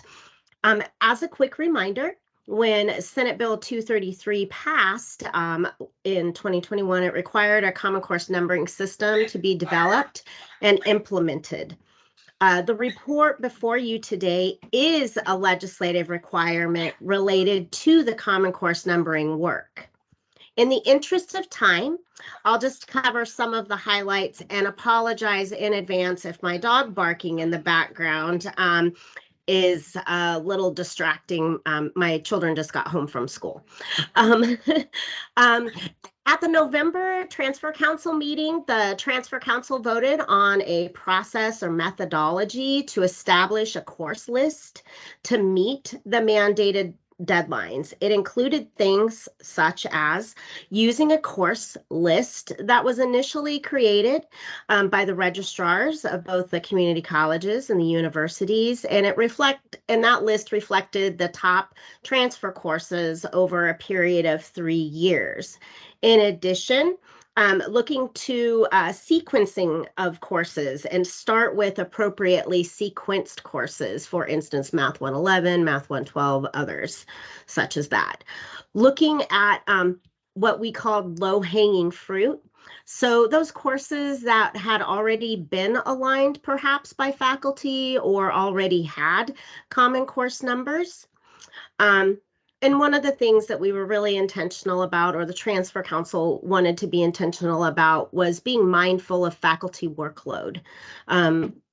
This work is dependent upon the engagement and participation of faculty, and so we wanted to be mindful that we didn't ask them to participate on more than one subcommittee or participate in a Common Course numbering work and then at the same time in a corresponding major transfer map work group. We wanted to, the Transfer Council also talked about selecting courses that are commonly recognized as prerequisite courses, and any that might be, across multidisciplines. So the other piece that they asked was that we focus on more than one discipline when doing the Common Course numbering work. So we weren't just doing math one year and writing the next, that we actually tackled more than one subject area. And then on an annual basis, revisiting how we're doing this work to strengthen it as it continues. The Transfer Council also voted in favor of focusing on at least 9 courses for the 2023-24 academic year, meaning having those courses aligned and commonly course numbered in time for the beginning of the 23 academic year, and then up to at least half of the top 80 transferred courses being aligned by 25-26.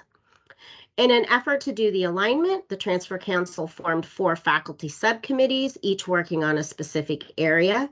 And then in addition, a 5th committee was formed to develop guidelines for implementing the Common Course numbering system itself. Information about all of this work is included within the report. I wanted to note that it is anticipated that the Transfer Council will take action on the 9 courses and the framework next week, which will result in bringing those forward to the Commission for consideration and approval at your February meeting. In closing, I just wanted to say how grateful we all are to the institutional faculty and staff that have dedicated what I think is probably likely hundreds of hours to do this work. It's really hard to believe, I was looking back, it's hard to believe that the Transfer Council's first meeting was just over a year ago. And during that time, a significant amount of work has taken place regarding Common Course numbering. And today we're asking for approval to submit the legislative report as required later this month. With that, I'm happy to answer any questions you may have or defer to my colleague, Veronica, if she has additional comments. You're on mute, Veronica. Thank you, Donna. Members of the Commission, as Donna indicated, I'm the Director for Academic Planning and Authorization at the HECC. I just want to note, as these 2 reports, as you review them, we want to acknowledge the work that the transfer team did, and in particular, Jane Dennison Furness, who actually was the key author on these reports and did a heavy lift. She's a new hire. She just joined us this year. So we are very grateful for the resources that have been devoted to the transfer work that we do at the HECC. And Veronica, just for clarity, do you want us to consider these 2 reports under one motion, or do they need separate motions? Separate motions, I think, would be best. They are 2 separate legislative requirements. So if there are any comments or edits we need to make, we would like to have them decided on by the Commission in 2 separate motions. Thank you. Commissioner Devlin. Yes, Mr. Chairman, I just have one question and then I make a motion to. Speak up, please. Yes, the one where there is a minority report. Transfer Council going to settle that issue before it comes to the Commission, or could we anticipate that will come to the Commission? Commissioner Devlin and members of the Commission, the Transfer Council did actually receive a presentation about that report and did take it into consideration. So yes, it has been considered. It will likely be a part of the materials that you'll receive for the full request. But the request or the recommendation you'll receive from the Transfer Council will likely look different a little bit than what the minority report states, and will likely be more in alignment with what the majority recommendation was. Veronica, anything you would add in regards to that? Thank you, Donna. Just to acknowledge that when the Transfer Council considers its decision, they either will decide on a consensual recommendation, or they might have a due respect and accommodation for the minority report. So yes, as Donna suggests, when you do get it, either the matter would have been resolved with a recommendation that comes to you from the transfer council, or some accommodation might be made. I want to acknowledge that the transfer council has been very receptive of the information that comes to it from the subcommittees, because the information that comes, including minority reports, allows the transfer council members to give really good and thorough thought to the decision that it makes. So it's always an enriching environment to have the perspectives at the table when the council members are making decisions. Mr. Chairman, Yes, I move to approve the report. thank you. It's been moved. Is there a second? Second. Commissioner Rose seconds. Any discussion on the motion? All in favor signify by saying aye. Aye.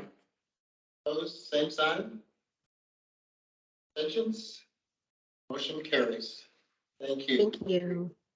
Randy?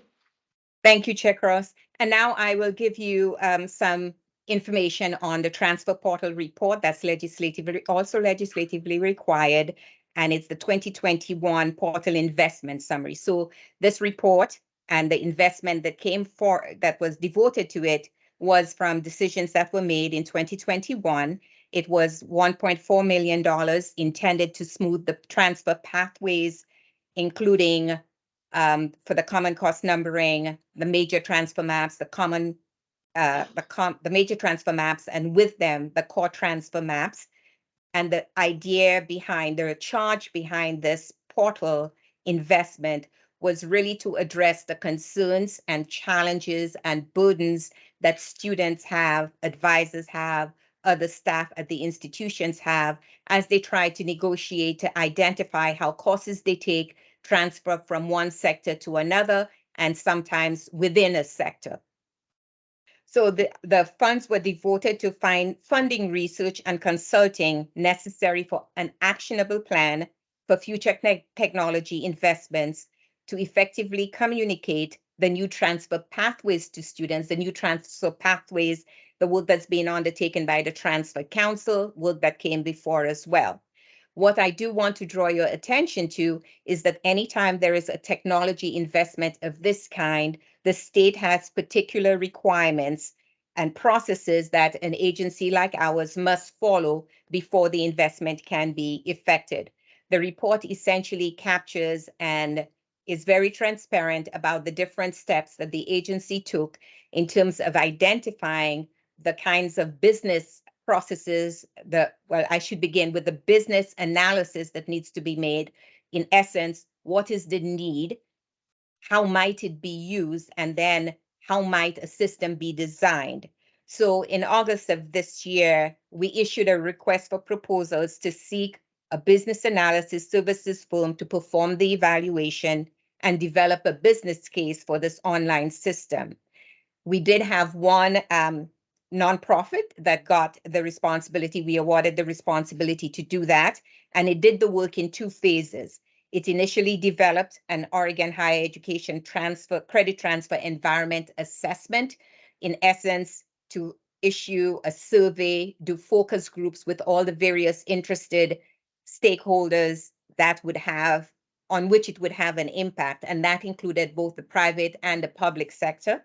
And the second phase was actually to research and develop a plan to create the online transfer portal. So this was all the preparation work that had taken place up till that point. We got the report in September, and we requested additional information. Mostly that information was to do research on what other states had been doing, how they had been able to get compliance, how they had been able to incentivize institutions to participate, and what kinds of policies they might have pursued. So all of that you will find in the packet. The Ed Northwest group responded with a number of memos addressing each of the parts of the project they engaged with as they attempted to shed light and help us understand what would be required. As a result of the work that they had done, in October 2022, we put out a request for proposals for the next big significant element of the work. And that would be developing the technical needs, that what we would be required for the technical part of the work, the business, not the business analysis part so much, but the artifacts as is used by our Department of Administrative Services. There are specific kinds of information that is required before we can put in a full proposal to draw down the resources and the investment for the portal itself. That phase of the project will seek to develop the artifacts from DAS, for DAS, I should say, in the Enterprise Information Services group for the approval that we would have to get before we can do this work.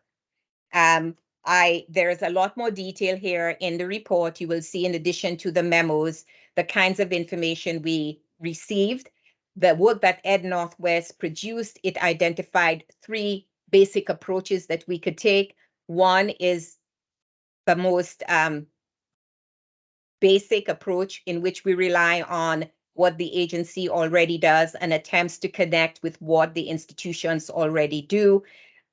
The second option is to actually go with a third party to deliver the product. And a third option is actually to build our own system.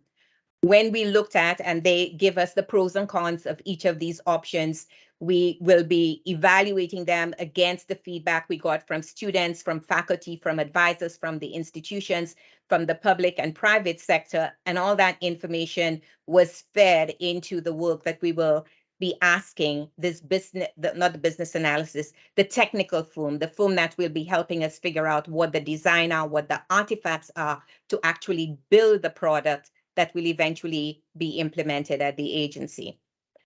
So there is a lot of information. There are also some slides that Ed Northwest produced about how they actually engaged in the work, the pros and cons of each of these options. And in the interest of transparency, all of that work will be part of the report we will be submitting to the legislature. So there is all the information we can possibly give about how we have thought about and how we have been preparing for this online transfer portal. For this online transfer portal. And I'm happy to take any questions you might have. Any questions for Veronica? I want to say thank you and congratulations. And I realized that I was looking at the list of commissioners, and I was thinking back to a meeting in 2018, 17 or 18, where we had testimony from a number of students that was so striking on this issue. And basically the commission said this is not acceptable. And it's been a tremendous partnership between the staff, the commission and legislators to move this along. And I know that the legislators that heard that those same students talking about some of the nightmares that they were going through in trying to get courses either transferred because of numbering issues or because there was no mechanism to help them do that.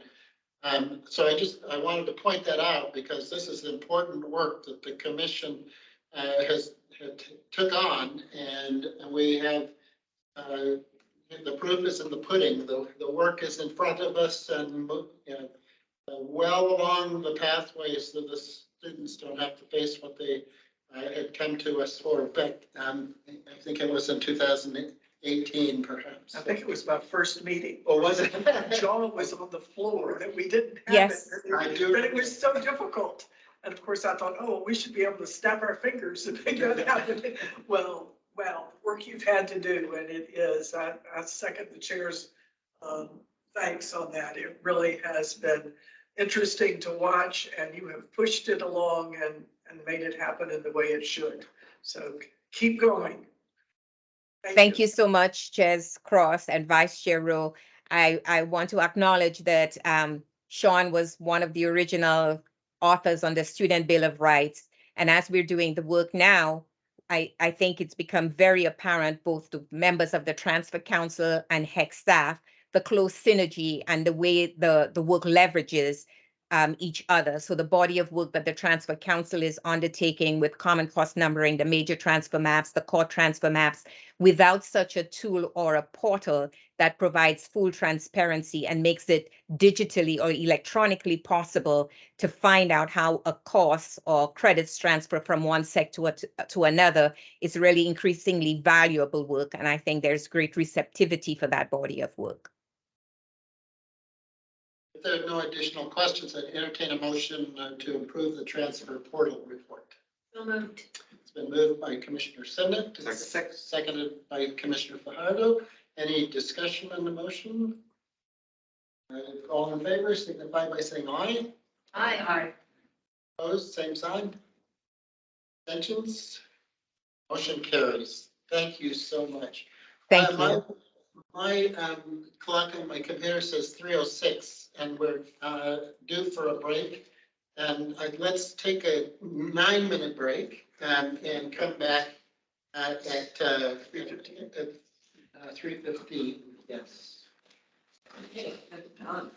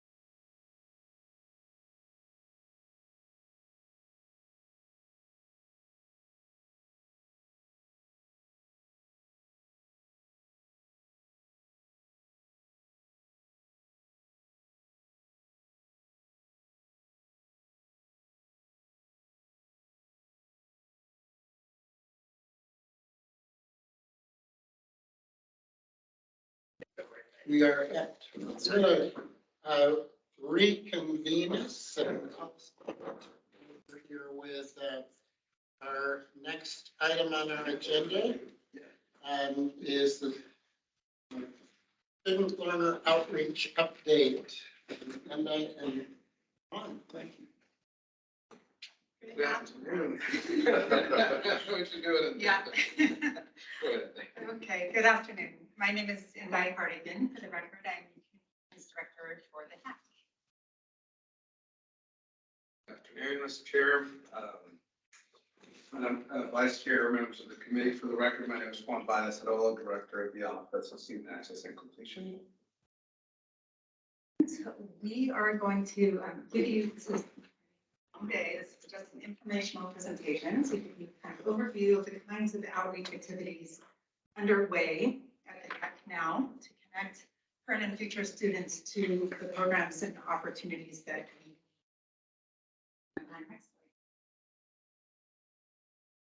A reminder, and key reason this is important is outreach was identified as one of the 4 strategic action areas in the Commission's strategic framework. Those categories were affirmed last year with the roadmap, and you have a number of outreach activities done across our offices, handled largely at the program and office level across the 8 offices.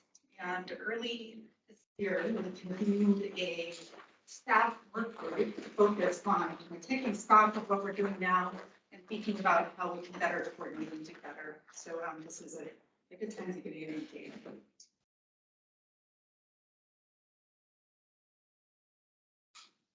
First thing we did as a group is define our terms. What do we mean by outreach? So you'll see on this slide how we define it with the outreach group. The reason we did this is student and learner outreach is just a sliver of all the different kinds of communications we do across the agency. When I onboard staff who come on board, I always say every person at the HECC is a communicator. Through our policy and funding board. So we do a lot of communication with institutions, partners, things that are completely not included in this presentation today, but are critically important are the kind of outreach that we are focused on about our public policy processes. So like the outreach with our development of the budget proposal this year and our ongoing work for public transparency of the agency, which includes media relations and more.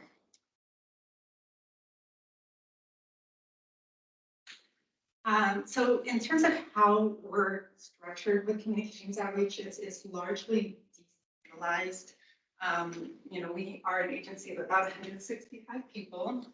That does include our board members, we have 8 and 8 different offices with numerous programs, and each of those programs have outreach and communication needs.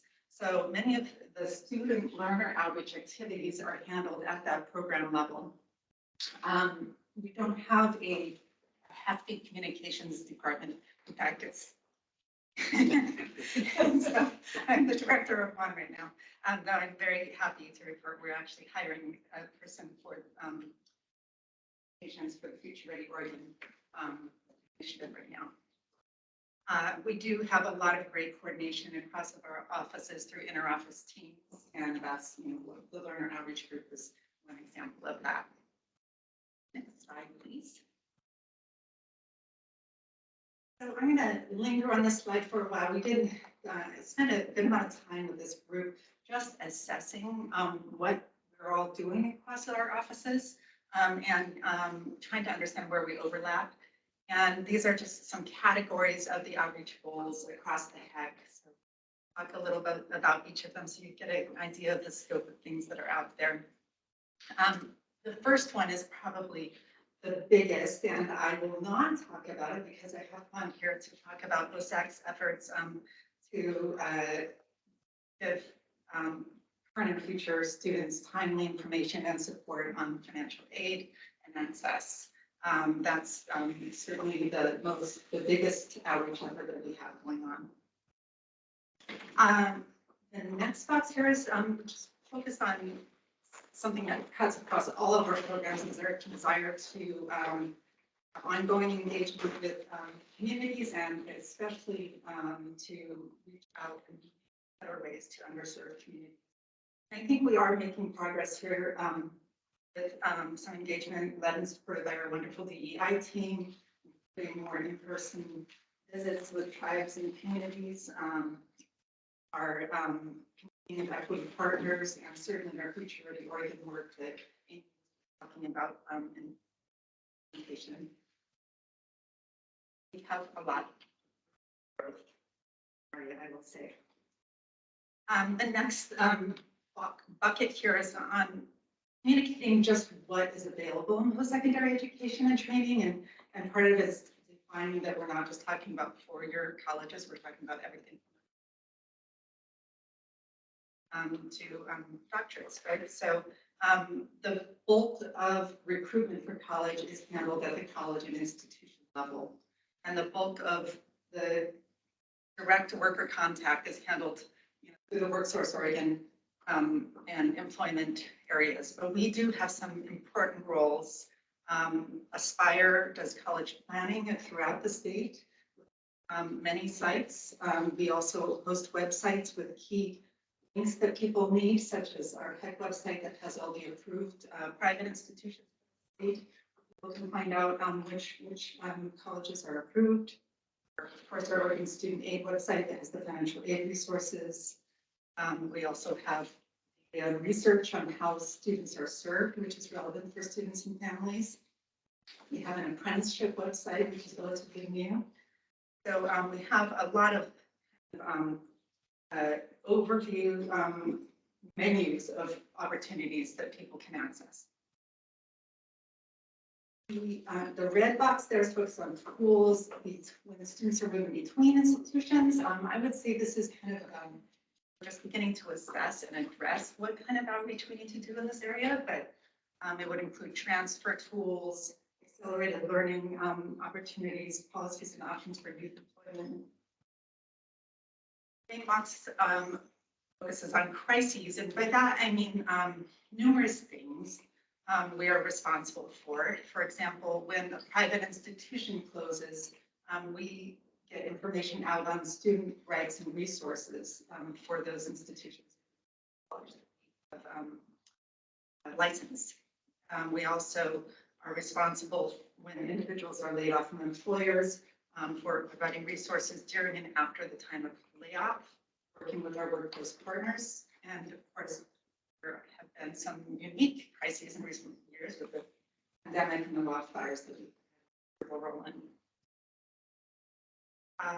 The blue box, we host the GED for the state. And while that small but mighty office works mainly with providers, they've also done some really exciting outreach, including a recent initiative for learners who are just one test away from completing. And then lastly, another really interesting program in our agencies Oregon Serves, and they do outreach to get the message out on the community and education benefits of these Oregon Serve programs, which includes the AmeriCorps program for Oregon. And next slide, please. One thing that really complicates aspects of outreach here at the HECC is that in most cases, we're not the most direct contact for students and learners. Campuses are, councils are, employers are. So we, the first box shows kind of our primary audiences when we're trying to reach students at all types or future students. But most of the time, we are working through a secondary partner of a school or another agency or community-based organizations who are helping us to get the word out. So as partners listening today should know that the sharing of our information and engagement is really important to us, and we're always looking for peace. So we reach, right now, one thing our outreach group did is kind of assess what we're doing now in terms of the types of our communications. We reach our audiences in numerous ways, depending on what the program or goal is. The survey of this, and really, we are doing the most common methods are electronic. Email marketing, websites, and social media are our most frequently used methods, which makes sense as a kind of small but mighty shop. But we also do in-person outreach, publications, events, especially OSAC does, and we'll talk to that. Translation is determined right now at the program level, agency-wide approach to it, and we are certainly doing it in some areas, but not everywhere. And we've had some good improvements lately this year to our electronic communications channels, which are kind of the infrastructure for getting the word out. A new email marketing system, which you have, it sounds, it's kind of in the weeds with the numbers, but this is a big thing for us. It helped us expand our audiences and also really expand the type of information that our audiences receive. So it's like a one-stop shop where people can go and sign up for all kinds of news from the agency. We have 17 different categories across our offices. And we launched the new Oregon Student Aid website this year, which was a big change, and Lon will share that with you. Last year, launched a new Word website, so those were great improvements.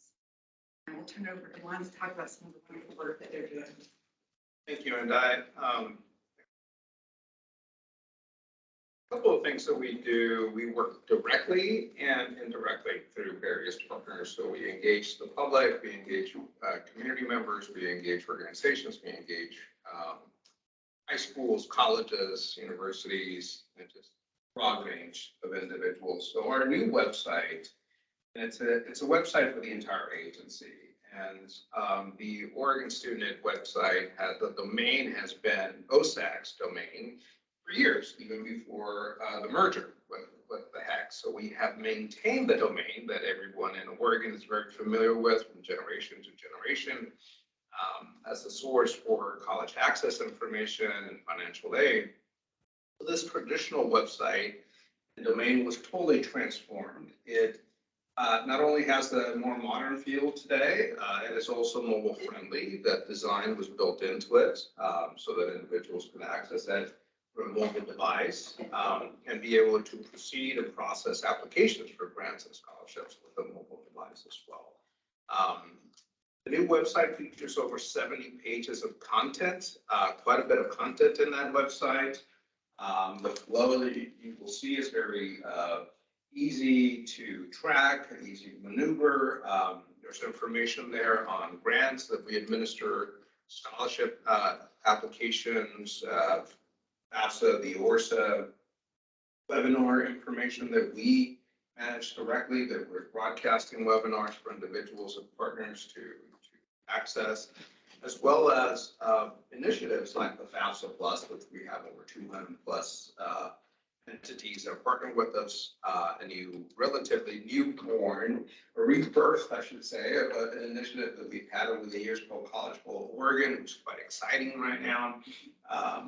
The Aspire program, and links to our publications and outreach requests, because individuals through our site can request to have a presentation at their community center, at their school, at their college, their university, and other resources on career and college readiness. So one of the things about this website is that in the many changes that were built in, behind the scenes, the website was developed to be compatible with screen reader technology, which allows individuals to access and interact with digital content through the website and have audio or touch if they have that software, so that it would allow that access to the information. Also, you notice in the slide here on the top right-hand corner, so if you were to open our website on the top right-hand corner, every single page, we'll see that we have the ability to view the content in 10 different languages. We're using Google Translate, and so just in the click of a button, individuals can see the content in different languages, which is a wonderful resource for us to be able to have and offer now that we didn't in the previous website. Let's move on to the next slide. I'll proceed very quickly through some of these. Our office has many publications. We offer over 26 different publications are available to order for free from our website, so individuals can just order them. There's organizations who get those publications or sets of publications every single year. That's part of our routine that we do through HECC. So you might see some of our posters at community centers, at public libraries, at schools. One of the things about publication is that many of them are available also in Spanish, so they're translated in Spanish. Some of them are available to download directly from our website. Not only can you order some or a batch of them, you can also download them and print them if individuals would like, or they need a publication immediately. For example, in the HECC update or the Oregon Promise handout for a high school student, in both English and Spanish, is readily available to be printed.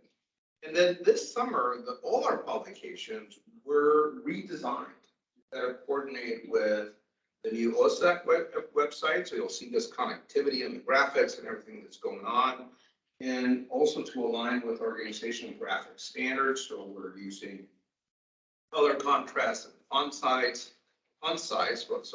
to make the publications more accessible for a wider audience. So we're looking at our various audiences, looking at our material, and is it accessible, font, visible or not, etc.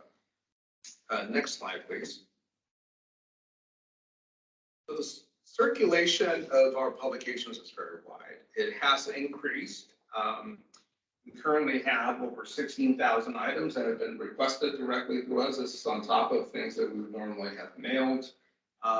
Most of the requests so far include the HECC brochure, Aspire Pocket Planner, and the College Goal Oregon postcard. You'll see at the table right outside, there's some banners about College Goal Oregon. There's also postcards and stickers and kinds of other swag that we provide to our partnering sites. Of those 16,000 items, about over 3,000 of them in Spanish have been requested so far this year. And I'm talking about this fall already, we're already surpassing the volume that was circulated last year. So it's quite an energizing bit of information for us to be seeing. Continuing to grow. Next slide, please. Our staff are available to give presentations and workshops to students and families, career and college readiness staff across Oregon. We do this in person. And during the pandemic, of course, there wasn't much in-person activity or anything at all, but we did so virtually.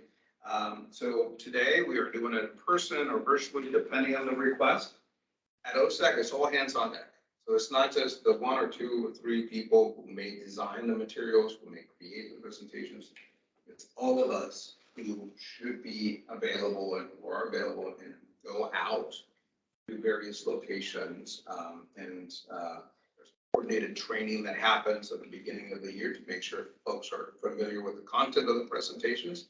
And they go out there and present in person, preferably because there's a great deal of connectivity there. Colleges and universities also call upon us, whether it's on a college fair, career fair, a transfer fair. Very common for community colleges where they have that transfer fairs to a 4-year institution.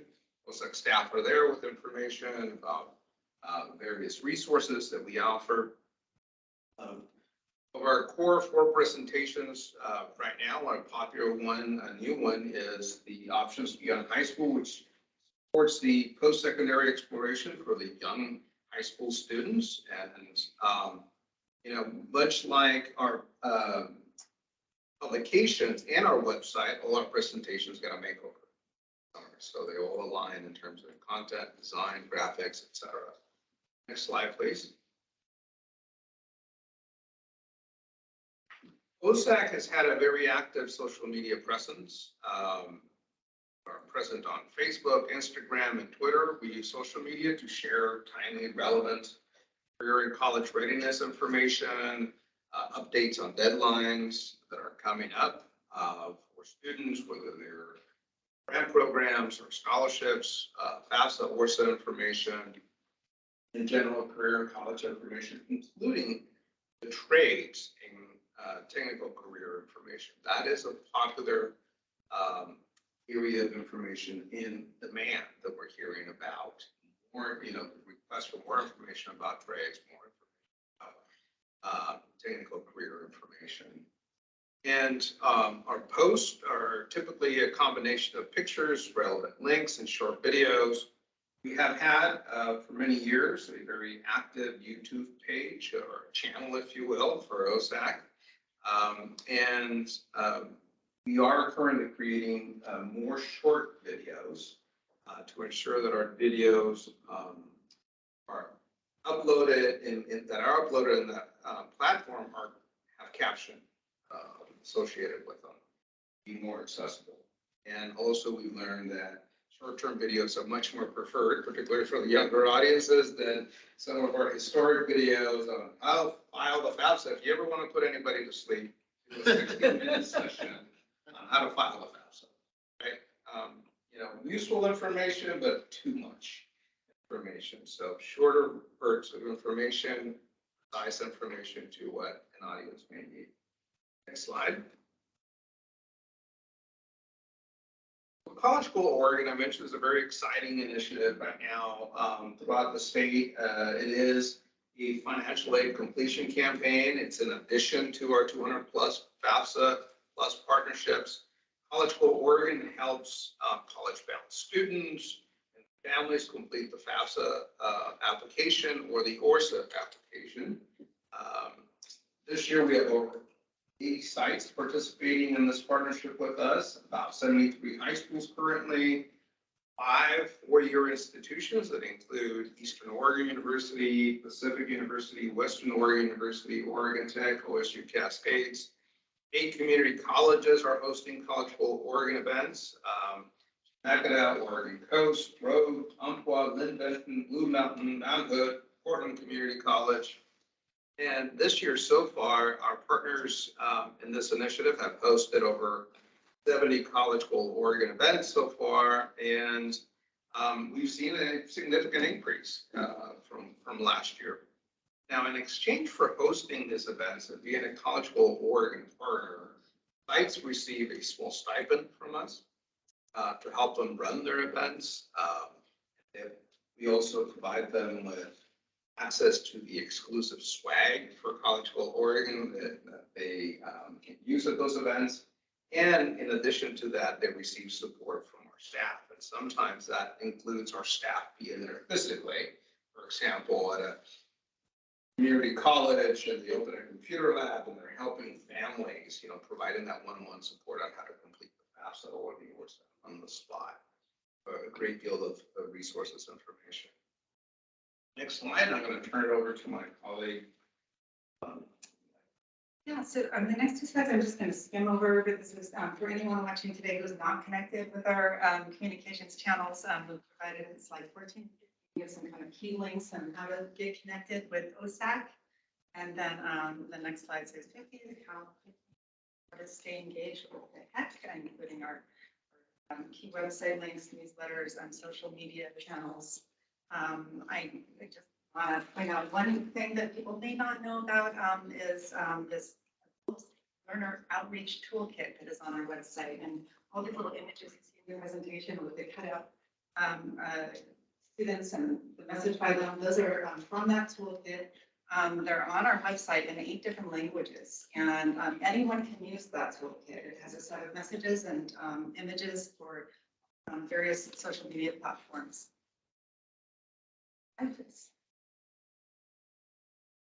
We're happy to just mention a few things underway right now to improve our communications outreach. We are embarking on a redesign of the HECC website. This is different from the OregonStudentAid.gov website that we're closely linked. This is our main agency website where you guys go for the commission materials.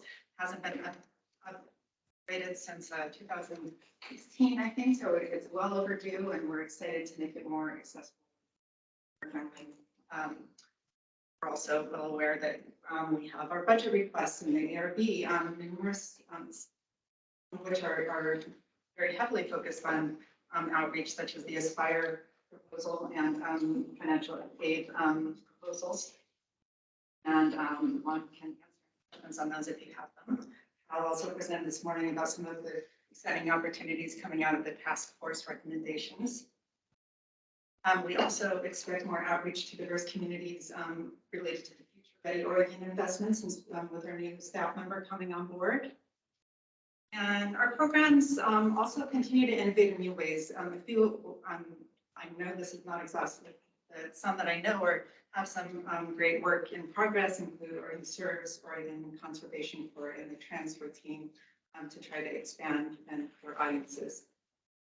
And then this list I have below there is really, this is not a proposal, this is a brainstorm and a kind of candy jar list of things that if we had more capacity, we could do. And we may be able to lean into some of these to some degree, but we just we have want to be realistic about what we're not doing too. And we don't have a statewide marketing campaign focused on higher ed, focused on underserved communities. It would take considerably more resources to do that. So we don't do any paid advertising. I would love to significantly expand our culturally appropriate materials so that they're made to different communities. We don't have the capacity to do that right now. We don't have a comprehensive approach to translation right now. We don't have an aggressive social media strategy right now. With paid ads, a unified strategy across all of our offices. It doesn't have a one-stop shop for people looking for higher ed opportunities where they can look for everything in one spot.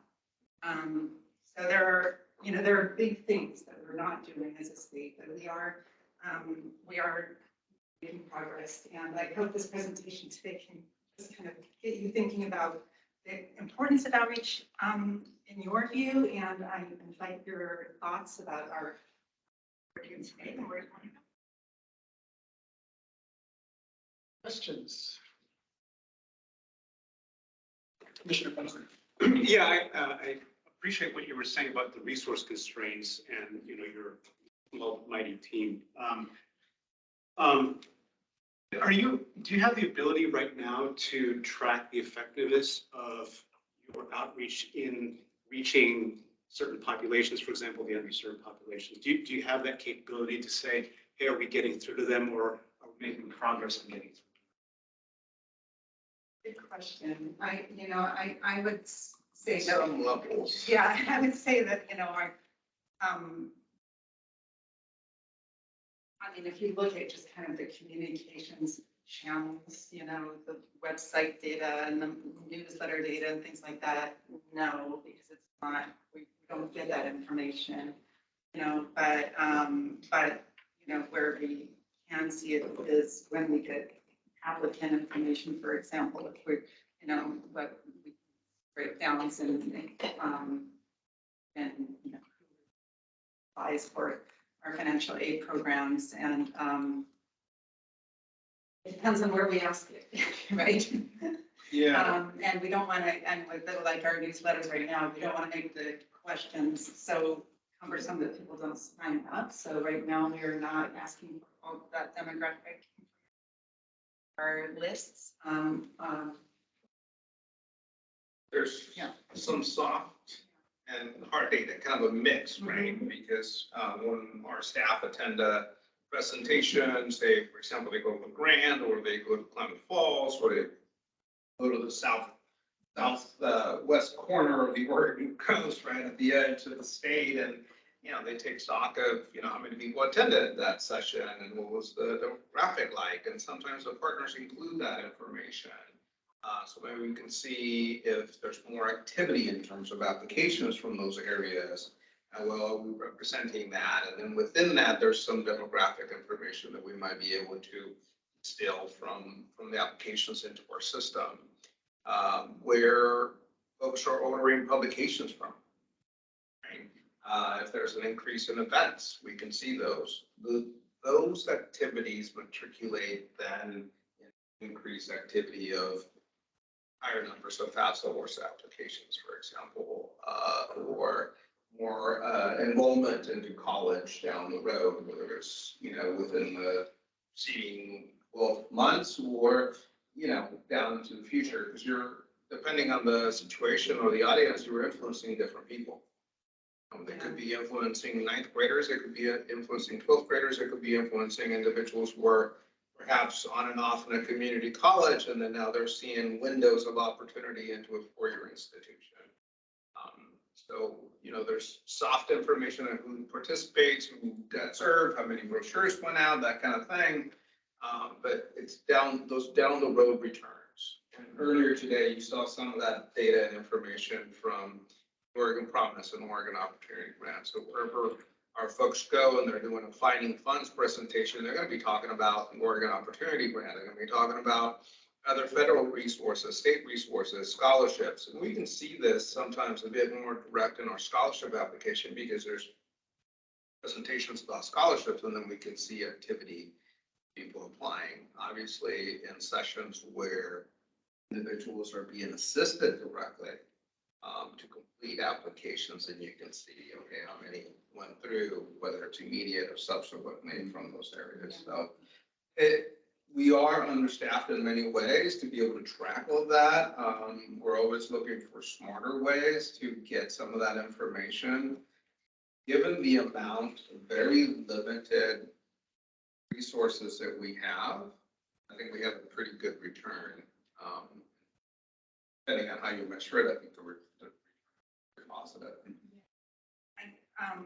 I think in addition to kind of, let's have more of the kind of that you mentioned in terms of, where we're doing better and with results. But I think probably where we are looking is on the front end is trying to plan our presentations for audiences. And one thing that is informed that is, the learner outreach that I mentioned came out of research, focus group research that was done supported by the Lumina Foundation, where we able to support some focus groups with underserved adult learners of color throughout the state and learn what were their barriers. And this toolkit of messages was created specifically to speak to what their barriers were.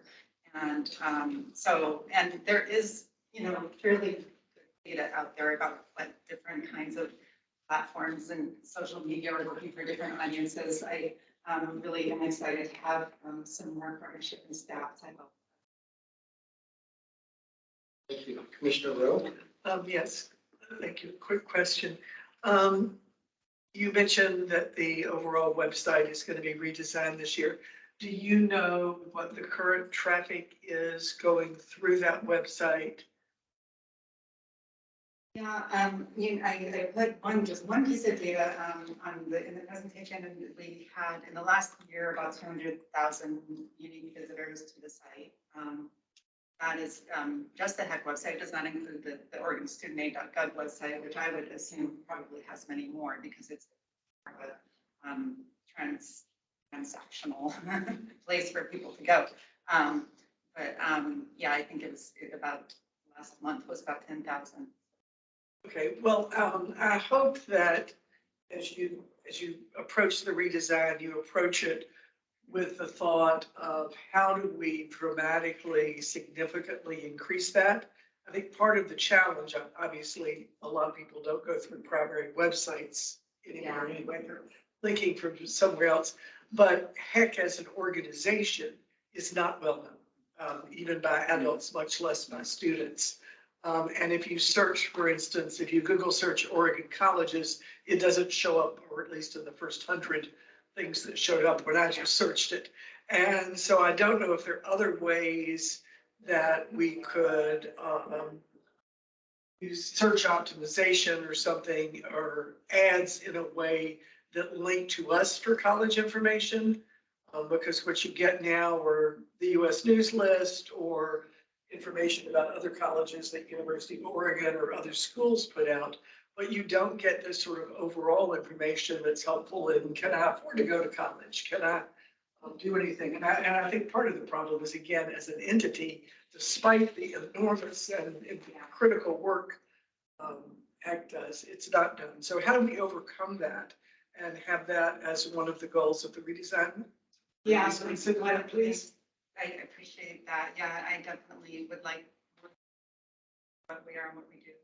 One of the goals is to simplify our homepage and make it more customer friendly.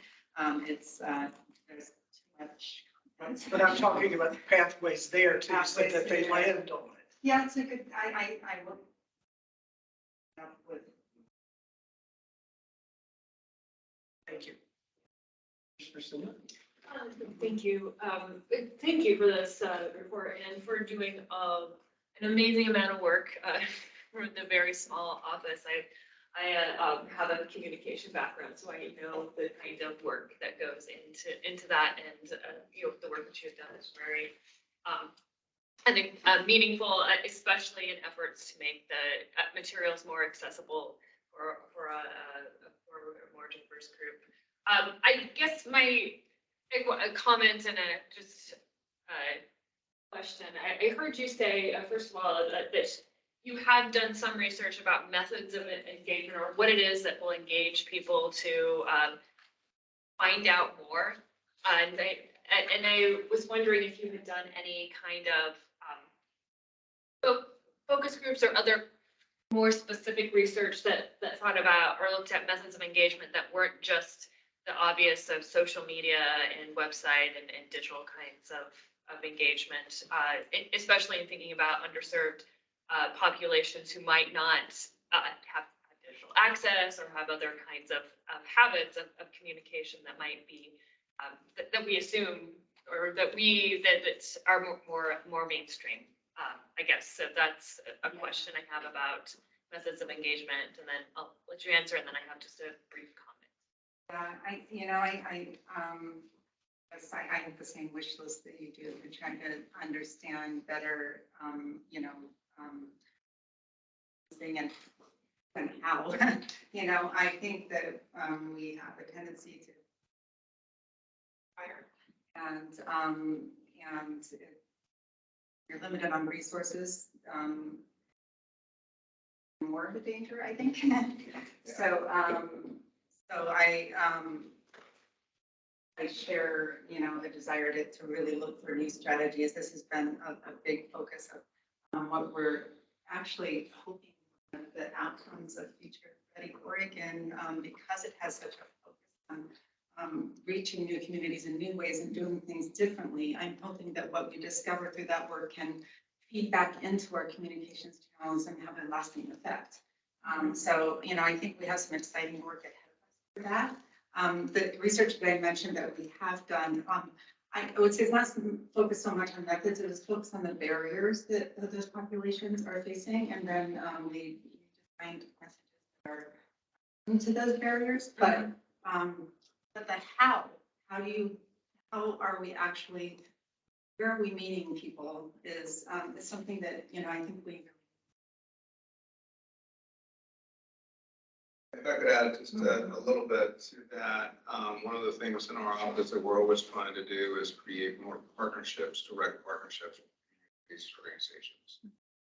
And in particular, and we outlined this in our policy option package for Aspire and CAPSA, where we're purposely wanting to partner with community-based organizations that are rooted from the underserved groups.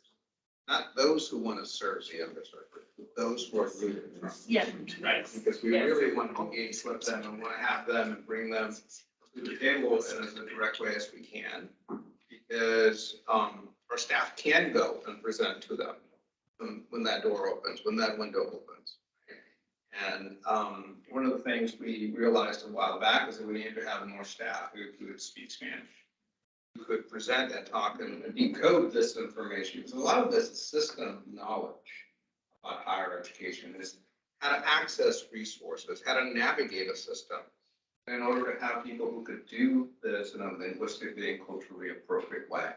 So I think that's an area of growth for us, continuous area of growth to see, are we bringing in staff that can do this different ways? And are we ready in making those connections? Because the worst thing you want to have is open the door, then you can't really deliver and transmit the message. I would also like to thank you for the amount of work that you put out, because you didn't even mention all of it. Having just experienced getting your support on talking with the media, I know that you support Ben in that regard. And so I'm not quite sure how you managed to get everything done as a one-person shop in communication. I think you do a great job. I think I'm proud that the HECC has such a robust ability to get materials out and connect on the access side. It seems to me, this was triggered in our invited testimony earlier today, that there's a tremendous opportunity for outreach on the retention side and the completion side. And the strategy of working with community partners to help do that, I think, is a great opportunity. We have in community organizing, there's a concept called giving away the problem. And it's the process of finding partners who want to accomplish the same mission you want to accomplish. I know you do that so well on the access side of the scholarship support side. I hope that we can think in the year ahead how to expand that to the retention side of things, and I think also to the faculties. One of the perhaps underutilized capacities of the HECC is our ability to convene people. And I have thought since I joined the HECC how important it is to convene dialogue and inform the public dialogue with good information. And I think we do well in our meetings, but to host events, sometimes we've gathered with the university presidents, for example, or we've convened other kinds of meetings. That also we might think about strategies like that as part of the outreach. So not just outreach to the student population, but to those who are either instructing them or running institutions, and again, doing that in a way that is giving away the problem or somehow supporting partners who are already doing this work and making their job easier. Just some thoughts about how to expand our sense of outreach, and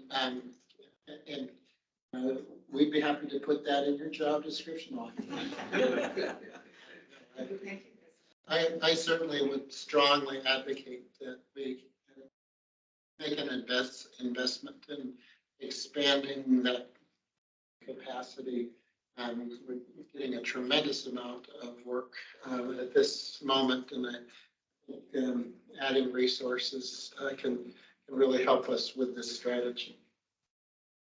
Any last thoughts? Anything you want to offer? No, thank you. I really appreciate the good conversation. Great. Well, we have just a few more items, other business on our agenda. We have to act on some administrative rules. So, is it Kia? It's Kaya. Good afternoon, Chair Cross. Good afternoon, Vice Chair Rowe and Commissioners. My name is Kaya Sorensen. I'm the Interim Deputy Director of the Office of Academic Policy and Authorization.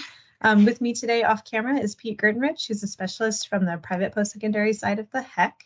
And I'll be very brief, but what we've brought before you today, docket item 13.1, are rules that were recently approved as temporary, and we're bringing them to you again for your approval to make them permanent. We've not made any changes to them since they were approved as temporary rules, so hopefully they look very familiar. And just as a quick reminder, ballot measure 109 was passed in November of 2020, directs the Oregon Health Authority to license and regulate the manufacturing, transportation, delivery, sale, and purchase of psilocybin products and the provision of psilocybin services. The measure allows psilocybin to be used to treat mental health conditions in licensed service centers and with people who are 21 years of age. The Oregon Health Authority, Oregon Psilocybin Services, is held responsible for regulating the psilocybin industry and oversees the new programs. And this is relevant to the HECC because in May of 2022, OHA published rules detailing requirements for psilocybin facilitator training programs. which includes the requirement of 160 hours of instruction and practicum for individuals seeking licensure as psilocybin facilitators. The hours standard subject businesses offering training to oversight by the HECC as private career schools. And our temporary rules, we reviewed HECC rules and engaged with the psilocybin field in the fall of this year, and then identified 2 licensure impediments that we addressed through our temporary rules that you recently approved. The first impediment was potential schools reported difficulty in obtaining comprehensive general liability insurance required by the HECC because it is a new industry that involves the use of psilocybin. And second, because it's a new field and novel in the United States, HECC's definition of qualified instructors served as an impediment to licensing schools. So again, the temporary rules addressed the comprehensive general liability insurance issue in 2 ways. First, it requires schools to provide in their enrollment agreement information to students that the school does not have comprehensive liability insurance and may have difficulties reimbursing students' tuition costs in the case where they become financially insolvent. And students have to sign that notice as acknowledgement that they received it. And then also we added language to the rule section on tuition protection fund in 715-045-0029, where in the event that schools cannot obtain comprehensive general liability insurance, they instead have to pay a greater amount into the tuition protection fund. So if a school closes, students can benefit from